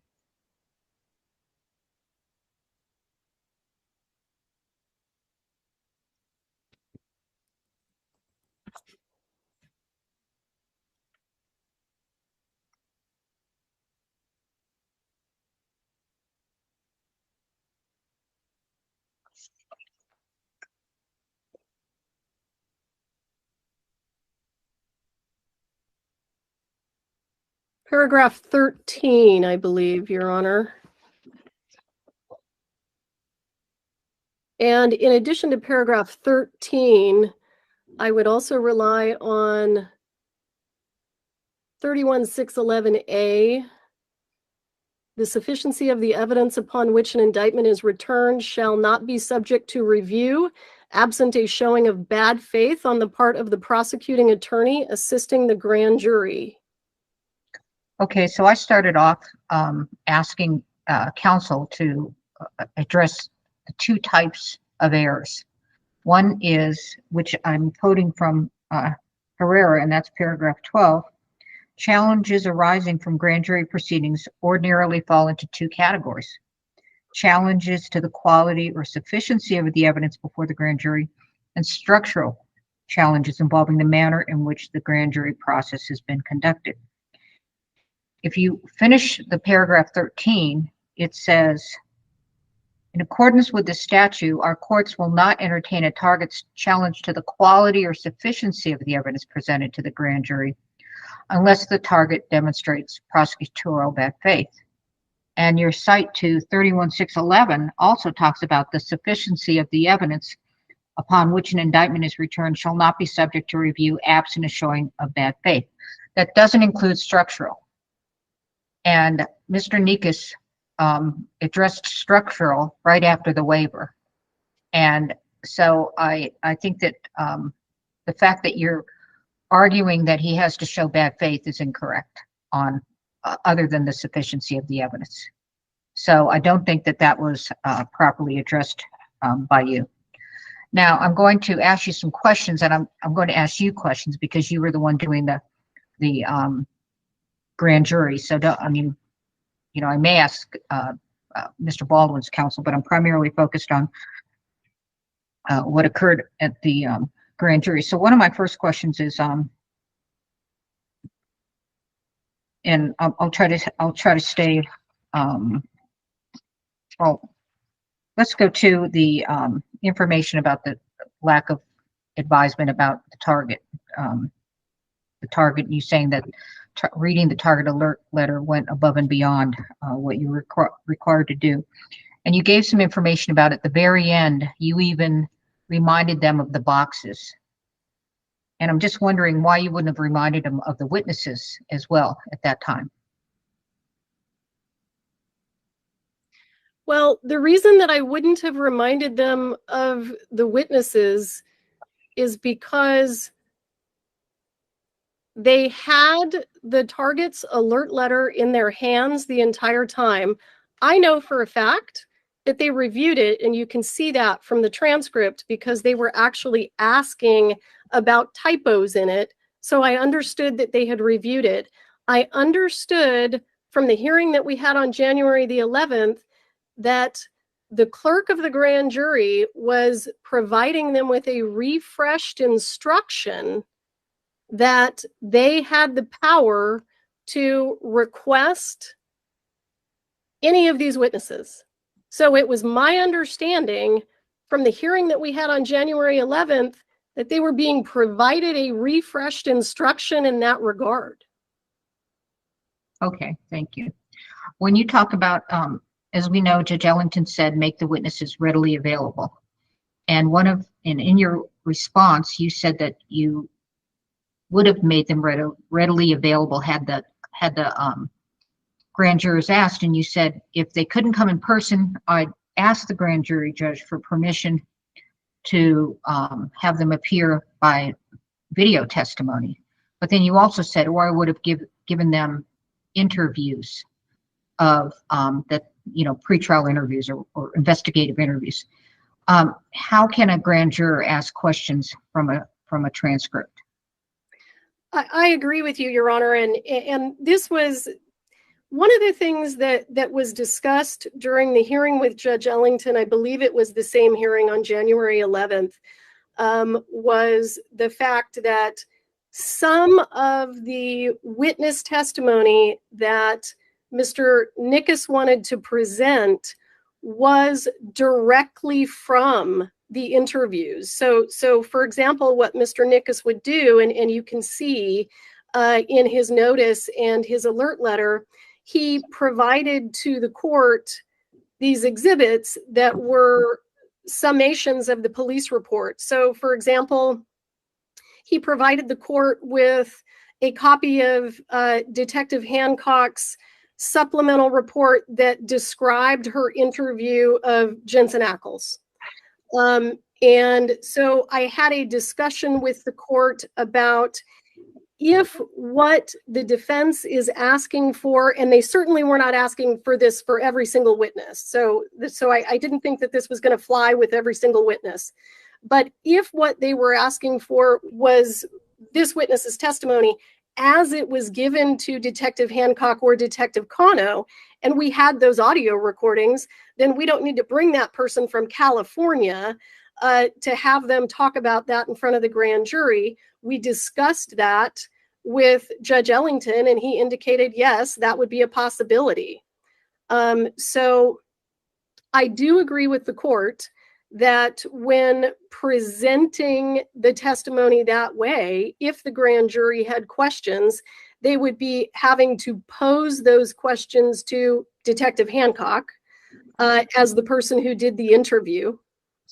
And I want the court to know that I actually spoke to other prosecutors, primarily in the 2nd Judicial District, to ask if they had ever presented witness testimony over video, Zoom or Google Meets, and they indicated that they do it all the time. So I had actually taken steps to ensure that I had a leg to stand on with regard to having witnesses testify via video, understanding grand jury secrecy, that one of the things that we would have to do if we did that, if Judge Ellington approved it, would have been having the witness under oath testify that they were alone and that they weren't recording, and et cetera, to try to ensure grand jury secrecy. So I was trying to come up with ways of presenting some of the testimony. Now, with regard to some of the witnesses, though, I was not at all opposed to having them there in person. The problem with the situation was we only had a week from January the 11th. We didn't know how Judge Ellington was going to rule. So on January the 11th, we get the ruling. And then at that point in time, I'm trying to figure out what to do with these out-of-state witnesses. It's true, I didn't have Sarah Zachary sitting in the hallway, but I could get her there, and I knew that I could get her there because I had talked to her attorneys on the phone about grand jury. So for the local witnesses, the witnesses that were local, that the defendant wanted the state to make available, I absolutely was intending to have them there in person. It was the out-of-state witnesses that I was trying to figure out how I could juggle those. So I was hoping that if the testimony was requested, we would be able to do it either from video interviews, understanding, Your Honor, that there may be an issue with regard to grand jury questions, or just having them present by video, which my understanding is in the second is routine. So that was my plan at the time. I'm curious as to that you didn't reach out to any of these witnesses other than what you just said, Sarah Zachary, to just sort of touch base with them, see if they were available even by video. I'm not I actually don't agree that I didn't reach out to them to see if they were available. I recall, I believe I had a conversation with Mr. Souza. I did not have a conversation with Mr. Halls, but that's because he was represented by counsel. And his attorney was historically very difficult to get a hold of. So I was going to have to try to manage that as best I could through Judge Ellington if the grand jury wanted to hear from Dave Halls. I don't think that it was just Sarah Zachary. I'd have to go back and look at all of the witnesses that the defense asked that we present, because I did make phone calls to kind of let people know that this may be an issue that would be coming up. I specifically spoke to Mr. Winger with regard to Ms. Zachary. Do you want me to go through the witnesses? I'll have to pull up their alert letter. I can go through each and every witness. Well, you never responded that you did. That they said you didn't, and you didn't respond that you did. And there's 7 of them. Sure. I'm just asking. I mean, if you're saying that you did, I mean, I'm just curious as to you're saying, well, I was trying to coordinate this, and I knew that Zachary I get and Hall's attorney's pretty difficult to get a hold of. Then I'm curious as to even by video how you would have got how you needed to. Common sense tells me you should have reached out ahead of time. That's all.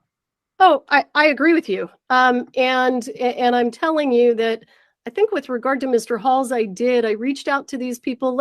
But for this, let me look at specifically all of the witnesses and let me address the court's inquiry here. I have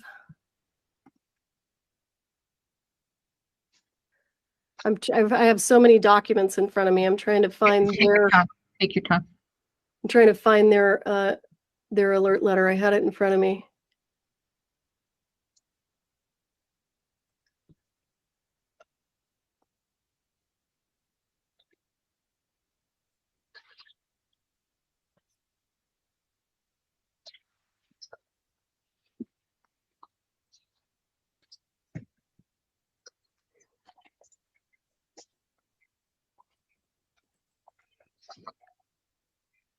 Here, I'm getting there.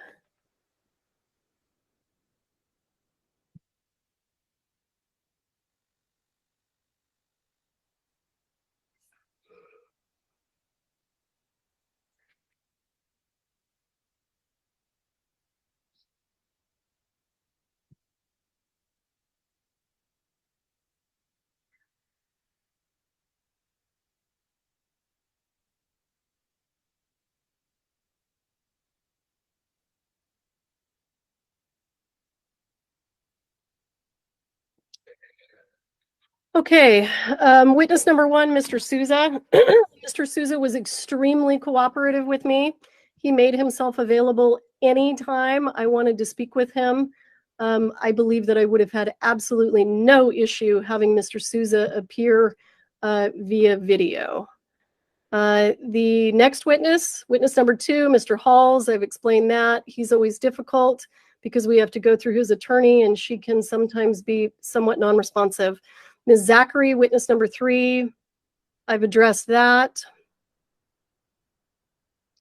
Witness number four, Ryan Smith.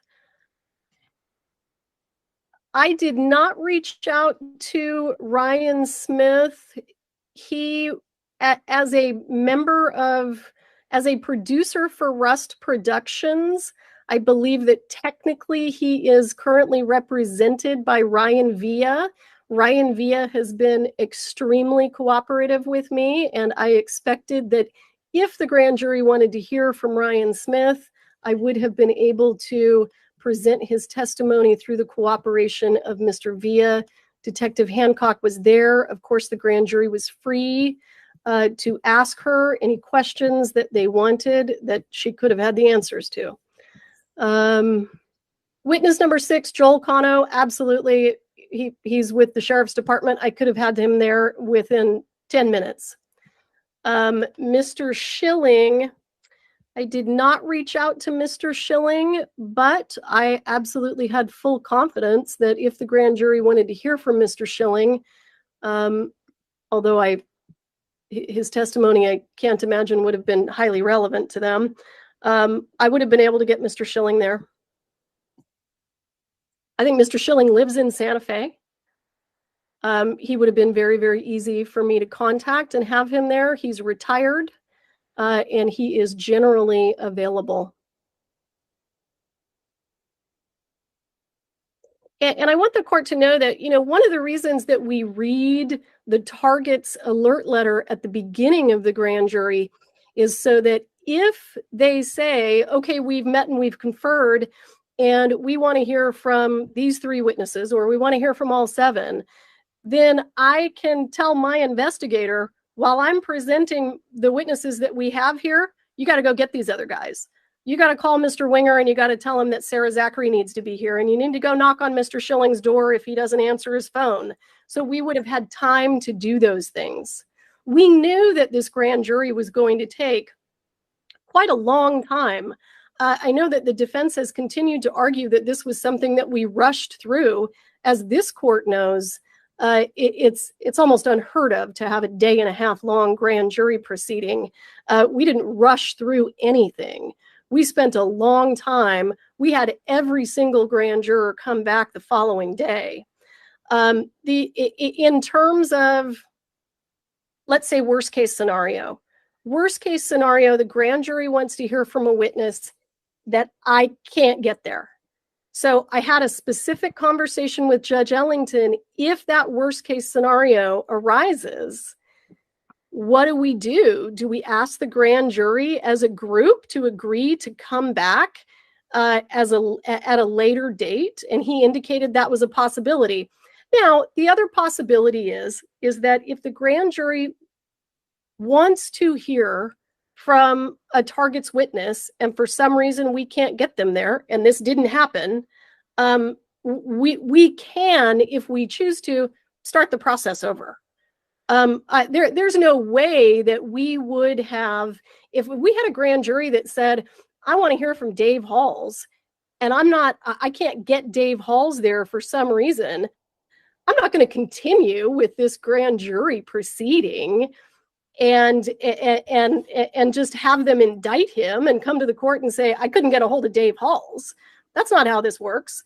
We would have just had to have dismissed it, and we would have had to issue a new target notice and start over. And at that point in time, we would have had a much better idea about what the court's ruling was going to be. We didn't know the court's ruling until January 11th, but if we had to dismiss it and start over, which we absolutely were contemplating could be a possibility, we were willing to do that. We were never going to have a grand jury issue a ruling if they wanted to hear from a defense witness and we couldn't get that person there. Absolutely not. Okay, I have one more question on with respect to the target letter. So as an aide to the grand jury, and I remember listening to the transcript, and you said, after you read the target letter, you said, we have witnesses available now, and you emphasized in your tone now. And then you stopped and told them, go ahead and read it among yourselves and things. Why would you not just at that time, you're telling me that you, in your response, you said it's not your duty, all you have to do is alert them.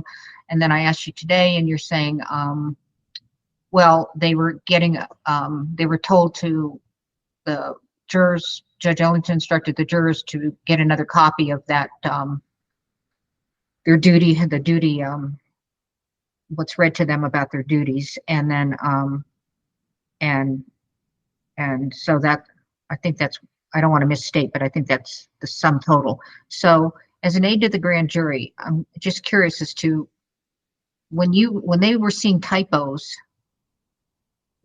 did you not feel as an aide that you might let them know that you could get them there?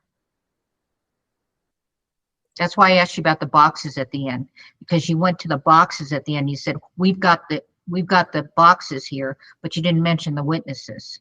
And so I'm just curious as to, as an aide to the grand jury, why you just didn't, what would have been what was the motivation, or what would have been the harm in just not saying, and you know what, I can get them here if you need them, or something to that effect. Just make them a little more schooled in what they were. Do you stand by that it's not your duty, basically? I stand by that it's not my duty because the law and the case law doesn't require me to do it, but I don't want the court to feel like there were things that we were unwilling to do because we were kind of engaging in some kind of gamesmanship, like if the law doesn't require me to do it, I'm not going to do it. My honest belief at the time was the judge has provided them today with the refreshed instructions about their duties. So I had no reason at that point in time to believe that they were confused about whether or not they could ask to hear from any of these witnesses. If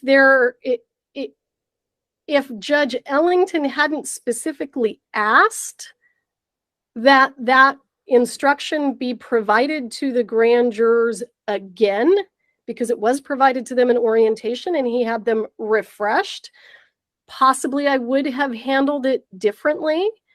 But because he did that, I didn't believe that it was necessary. Do you know whether they got that? You said that morning. Do you know whether they got that?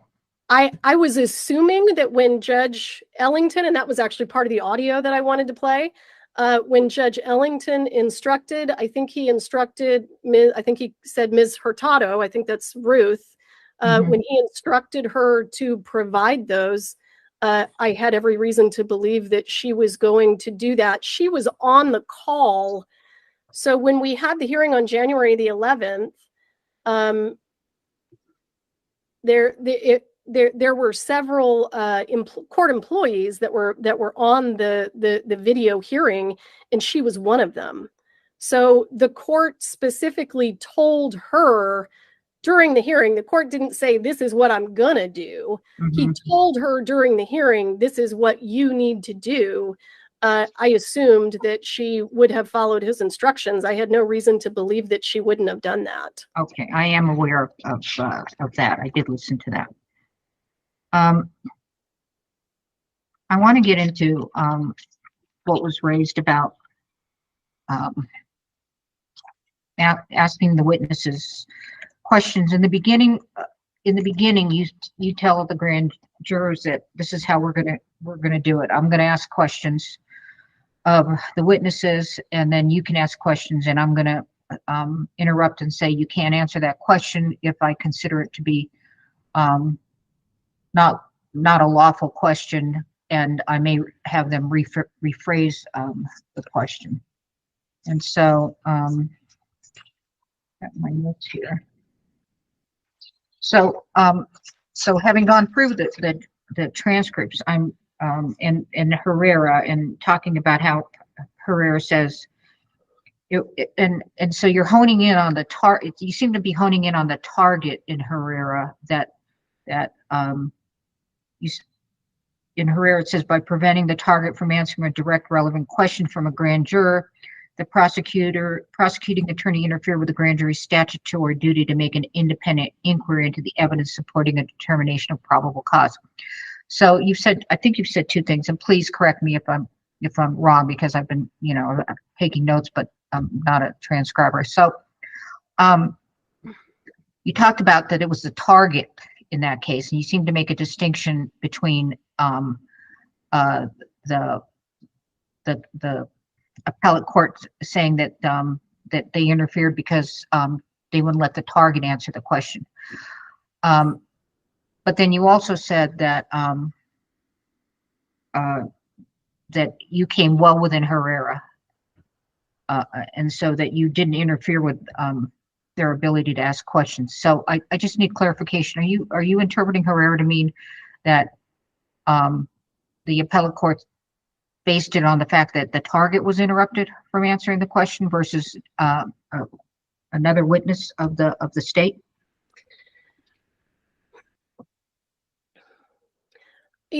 Judge, the only thing that I can say is when we're looking at cases and we're distinguishing cases, looking at the facts of the case, that's what we look at to see if it's distinguishable. I don't know what the Court of Appeals would do if it wasn't the target. What I can tell you is that I think that depending on the substance of the testimony that's coming out, the Court of Appeals may handle it differently because the target has a right to testify. So I think that is a difference. The target has a legal right to testify. The target is the only person who has a legal right to testify before the grand jury. So I think it's entirely possible that the higher courts would treat that somewhat differently depending on what the substance of the testimony was. And again, it was my intention not to prevent the grand jury from getting the information. I just wanted the grand jury to get accurate information. And I had concerns that a police detective wasn't going to give accurate information about safety protocols for guns on movie sets because she's never worked on one. And I certainly would submit to the court that that's not bad faith. That's me trying to make sure that the grand jury doesn't get confused by getting inaccurate information. Okay, so it did involve the target, but it said it's not the target. I don't think Herrera was focusing on the target's right. I think Herrera was focusing on the grand jury's ability to ask questions without interference. It says, by preventing so-and-so from answering a direct, relevant question from a grand juror, the prosecuting attorney interfered with the grand jury's statutory duty to make an independent inquiry into it. So I noticed that Corporal Hancock was able to answer several questions, and they were about the firearm. They were about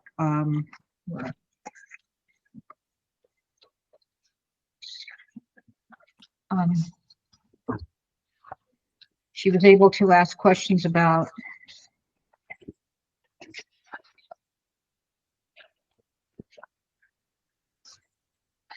sorry.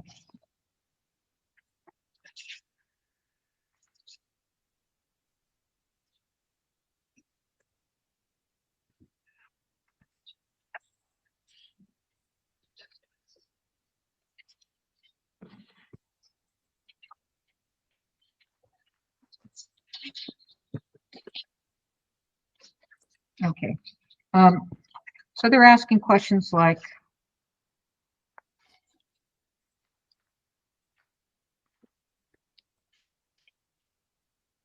they were talking about live rounds. They were all in different places. One was in the actual gun that was used, and Hancock says yes.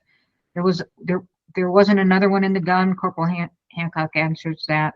And then they're talking about were you able to get all of them back? Yes. The gun was already unloaded when we got there.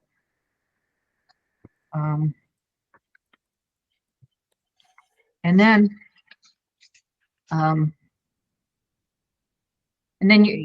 they're asking her questions, and you say, can I try to help, and you go along. But then the first time you interrupt a juror is with Corporal Hancock is when one of the jurors asks if the bottom line is the response. It's a very direct question, and so you're going to tell me that she could not have answered this. And so the bottom line is the responsibility of making sure these bullets are not live, are up to what? David Halls and Hannah? And you did not let her answer that question. You said, we are going to have another witness address those issues for you. We have an expert who works on movie sets, and he's going to answer those questions for you if that's okay. And so my question is, she was the lead investigator on the case. Her testimony shows that she could have answered that question, and you would not let the grand juror get the question from Ms. Hancock. Why is that not what Herrera says you can't do? So what Herrera, in my reading of Herrera and the way that it would apply to this case, is the grand jury was prevented from getting the answers to the questions. I did not prevent the grand jury from getting the answers to the questions. I made sure that the grand jury got the answers to their questions from the witness with the most experience. I want to back up, because Judge, what you indicated in terms of all of the questions that Detective Hancock did answer, those all pertain to her criminal investigation. Where the guns were, where the bullets were, did they recover all of them? Those all pertain to her criminal investigation.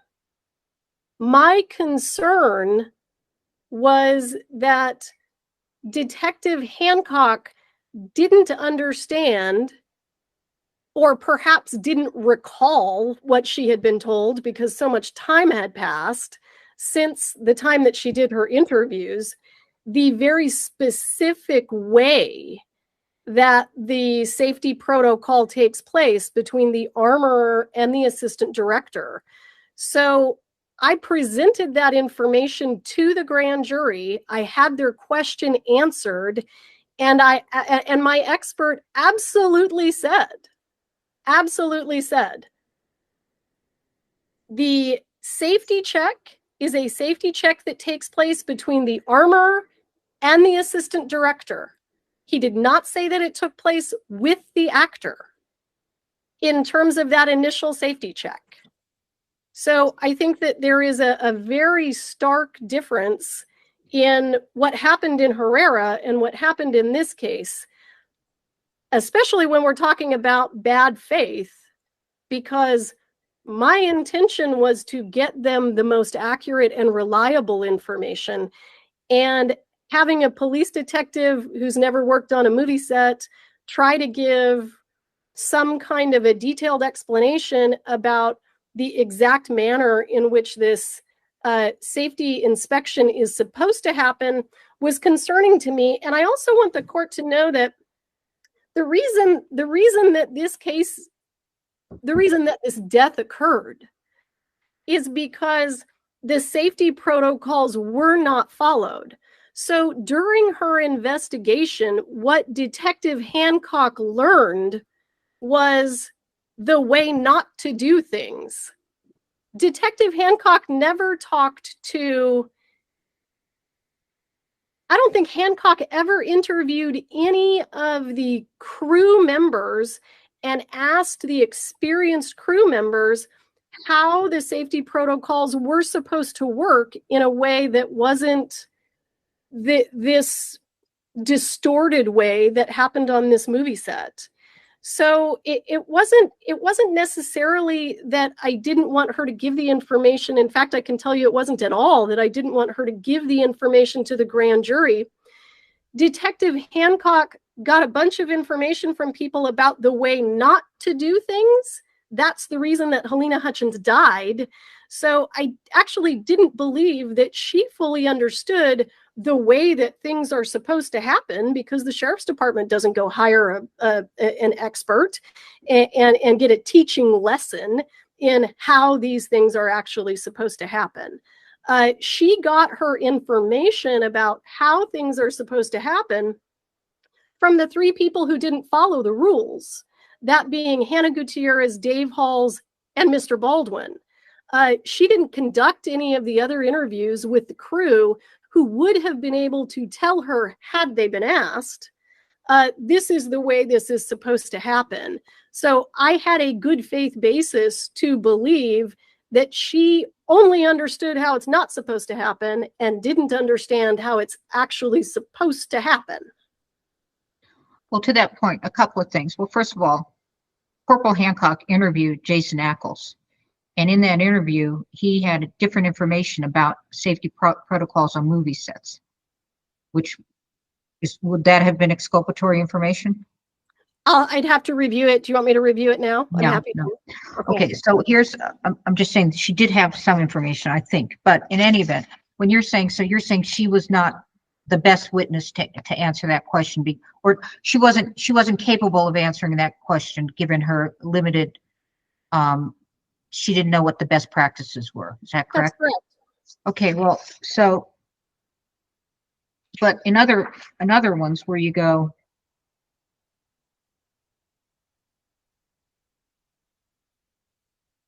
this is, I think this is Mr. Rice. Or is it, yeah, I think it's Mr. Rice. And you say on Exhibit 20, page 86, and it says, looking back at the alert letter, there's a notation that Sarah Zachary, the prop master for the film, was also the supervisor for Hannah Reed. But nobody's talking about her playing this, so you know where I'm going. Go ahead.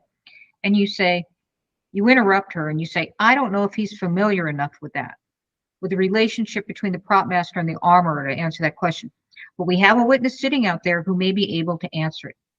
If we can bring back Mr. Looper back if you want us to. And the juror says, my biggest part of the question is, she was also responsible for procuring firearms and ammunition for a third party, not just Hannah. And then you said, understood, let me back up for a moment. And instead of asking him about procuring firearms, you say, do you have any information about the firearms training or firearm familiarity with Sarah Zachary?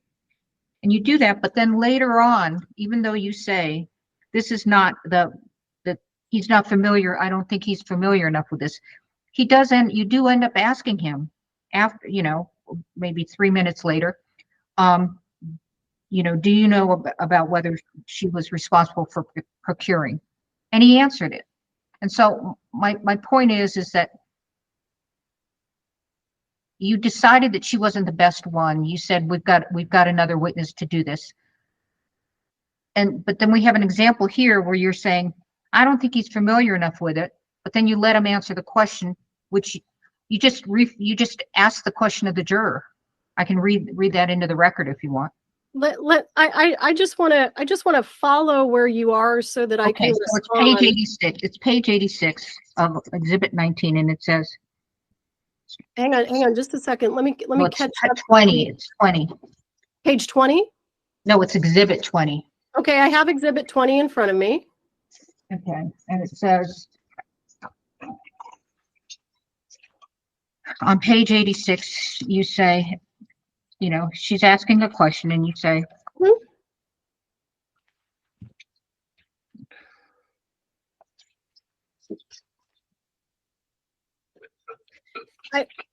This is, but okay, so you say he's, I don't think he's familiar enough. You say we can bring in somebody else. You ask her a different question from procuring. You ask about training, but then later on, we finally get to it, and you say, on page 87, line 18, and in terms of Ms. Zachary, what is your understanding of where she procured the, you know, the guns? So my point is that I don't understand how you can say, there was a better witness at this, so I just said there's a better witness with Hancock.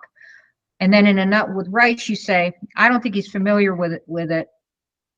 But then you ask the question anyway. I don't understand why the grand juror couldn't ask Ms. Hancock the question and tell the grand juror herself that she couldn't answer it. Why were you telling the grand juror that she couldn't answer it? so first of all, in terms of what you're speaking about with regard to Mr. Rice, I would need just a moment to review that. Okay. If that's okay. So because I think that's going to be pertinent to my answer. So Absolutely. I'm on 86, and in fact, Judge, I already have that portion highlighted.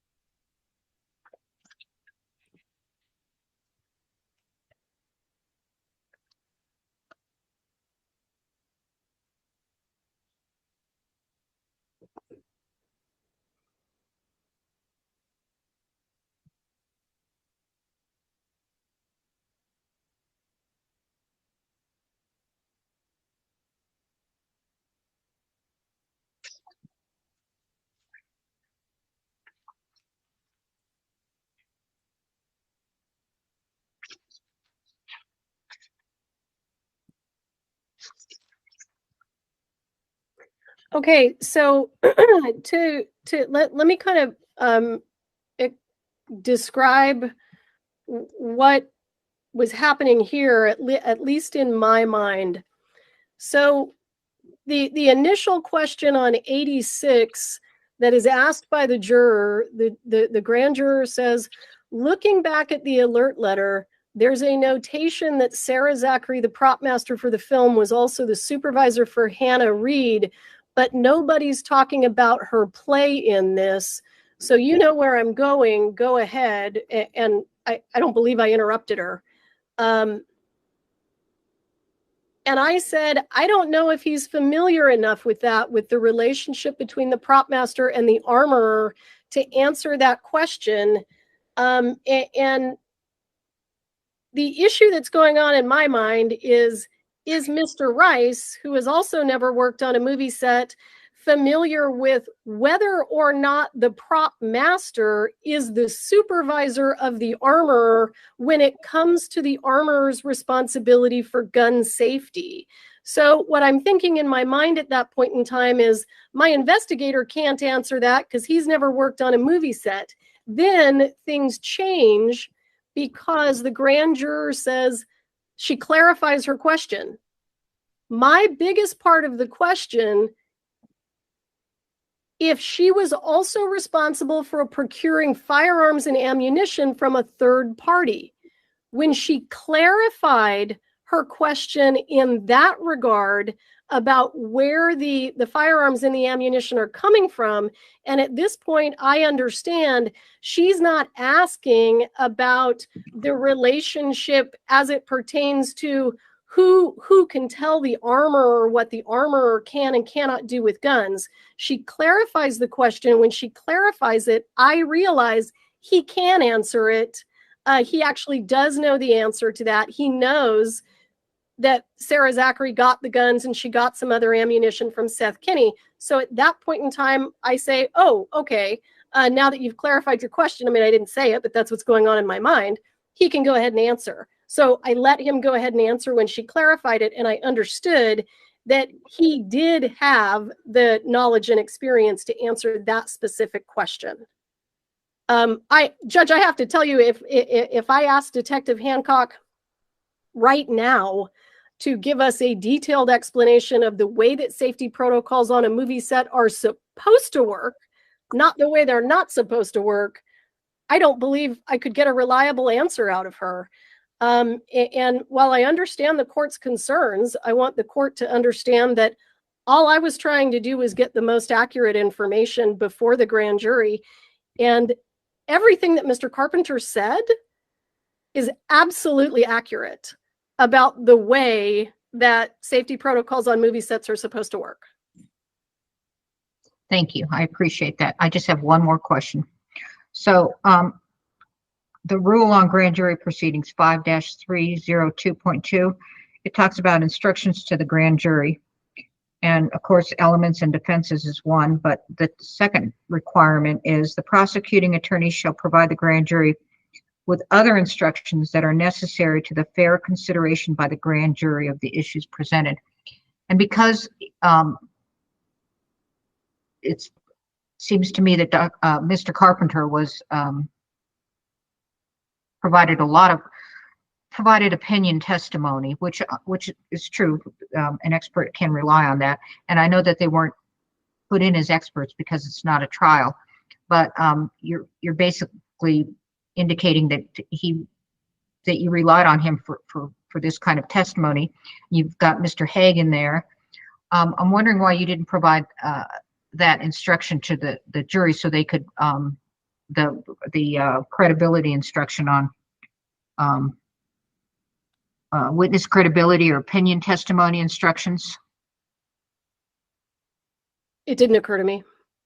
It didn't occur to me to provide that. And the defense understood the kind of testimony that we were going to elicit. It absolutely did not occur to me to give the credibility instruction. It didn't occur to me until this moment, Your Honor. Okay. Those are all the questions I have, and thank you for being patient with me and answering them. If you would permit me, Judge, because I have this morning had to deal with Mr. Spiro and Mr. Nickus, would you give me 60 seconds to confer with my co-counsel? I'm not going to have her address yes, the court. absolutely. Yes. Let me confer. Thank you. Absolutely. Yes.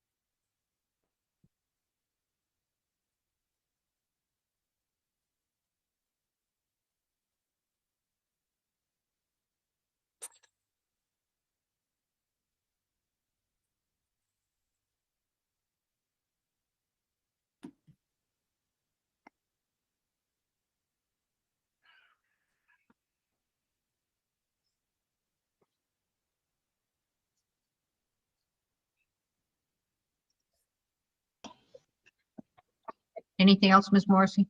Yeah.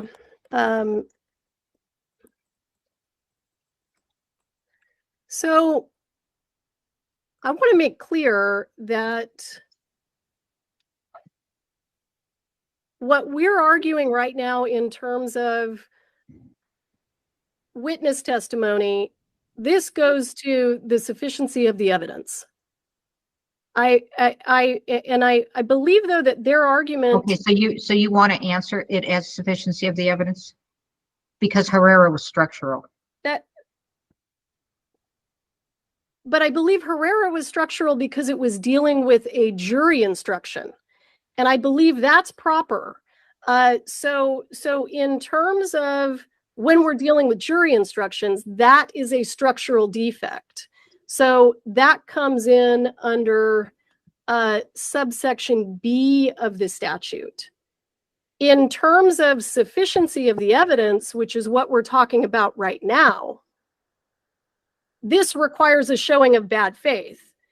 So I agree with you that Herrera was talking about a structural defect, but that's because it went directly to a jury instruction. So in terms of witness testimony and sufficiency of the evidence, they have to demonstrate bad faith. And I think that this is clarified in State v. Yaw, that specifically indicates that challenges pursuant to 316-11B, 316-11B requires a showing of bad faith. And I'm looking at paragraph 8 of State versus Yaw. Okay, anything else? Oh, No, sorry. Your Honor. Well, No, that's yeah, okay. Well, I think it's Your Honor, if I could just 60 last seconds on just some quick comments that just the things that come up. I know the court's been patient and okay. I appreciate it. Fine.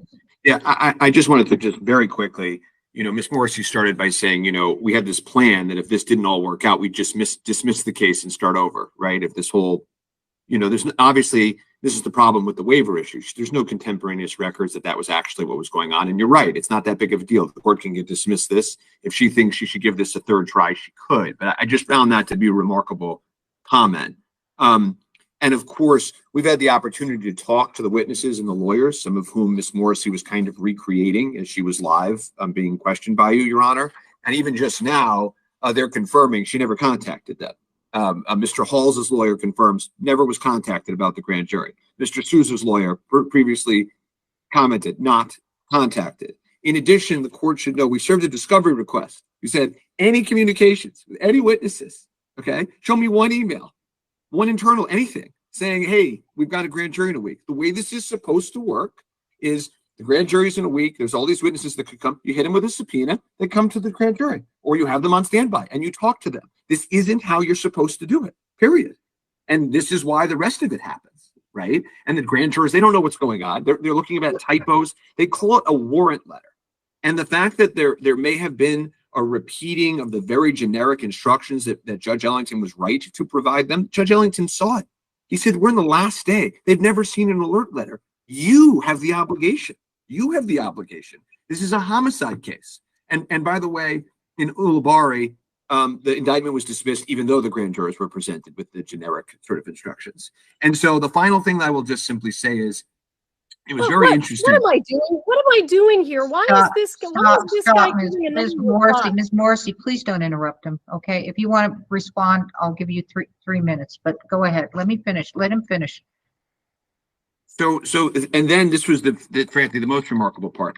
The idea that it was going to be video testimony. This is what she purports to be her idea at the time, or read the police reports. You see, because she has to answer Your Honor's question. She can't answer it, so there's no good answer, right? So she says, read the police reports, which is, of course, hearsay. It's the lead detective, the lead investigator testifying through a document as to hearsay, right? She has no choice, but she's backed into a corner. She has to say that. Then when she has to answer for the next issue, she says, no. Hancock and Rice, they can't be asked to testify about things that they learned from other people. I mean, the story doesn't work, doesn't check out, doesn't pass the laugh test. And so, of course, she cuts them off. And if you look at all the cuttings off, the 20 times, don't answer that one. No, not that one, not that one. It's always in one direction. She doesn't cut off anybody saying, I don't like Alec Baldwin. That's for sure. It's always in one direction. This is a homicide case. Prosecutors are required to do better than this. This indictment should be dismissed. All right. And you may close, Ms. Morrissey. I don't recall representing to this court that I reached out to Mr. Hall's attorney. I did not represent that to the court today. I specifically indicated that there was always a problem because he was represented by an attorney that was non-responsive. Mr. Souza isn't represented by a lawyer. I have no idea what Mr. Spiro is talking about. Everything that he's saying to you right now is a complete misrepresentation about what has happened. And that's what these people do. So hearsay is admissible in grand jury. Hancock and Rice, I never said that they couldn't testify about what people told them. I didn't want Hancock testifying about what people told her if it wasn't going to be responsive to the question. That is clear. I'm not going to have Hancock talk about gun safety on movie sets if all she knows is the wrong way to do it. Hearsay is admissible in grand jury. All of that was absolutely appropriate. Mr. Rice's testimony was perfectly appropriate. It was based on hearsay. This court knows very well that hearsay always comes in before the grand jury. But if I'm talking to a detective and I know that her answer is going to be based on unreliable hearsay, and that's what it was unreliable hearsay, then I'm going to stop it because I want the grand jury to get the most accurate responses to their questions. You know, Mr. Spiro wants to say to this court this morning that I'm just kind of making this up as I go along, that I had no intention of ever presenting anyone over video. I can give you the names of the DAs in the second that I spoke to prior to taking this case to grand jury to ensure that this was a practice that was normally done. And why am I speaking to DAs in the second rather than DAs in the first? Because DAs in the second deal with more complicated cases. They see more alert letters. So that's the reason that I was reaching out to them. I'm not going to sit here and be called a liar. I absolutely I did everything that I have told the court that I did today. He's right. I didn't reach out to Mr. Hall's attorney, and I didn't tell the court today that I did. So let's be clear. Mr. Spiro is intentionally trying to misrepresent and mislead this court right now. Thank you. All right. Thank you, counsel, for your presentations. I am going to issue my ruling by order next week. I'll put it in writing. Okay. Thank you, Your Honor. You may look for that. Thank you very much. We are in recess.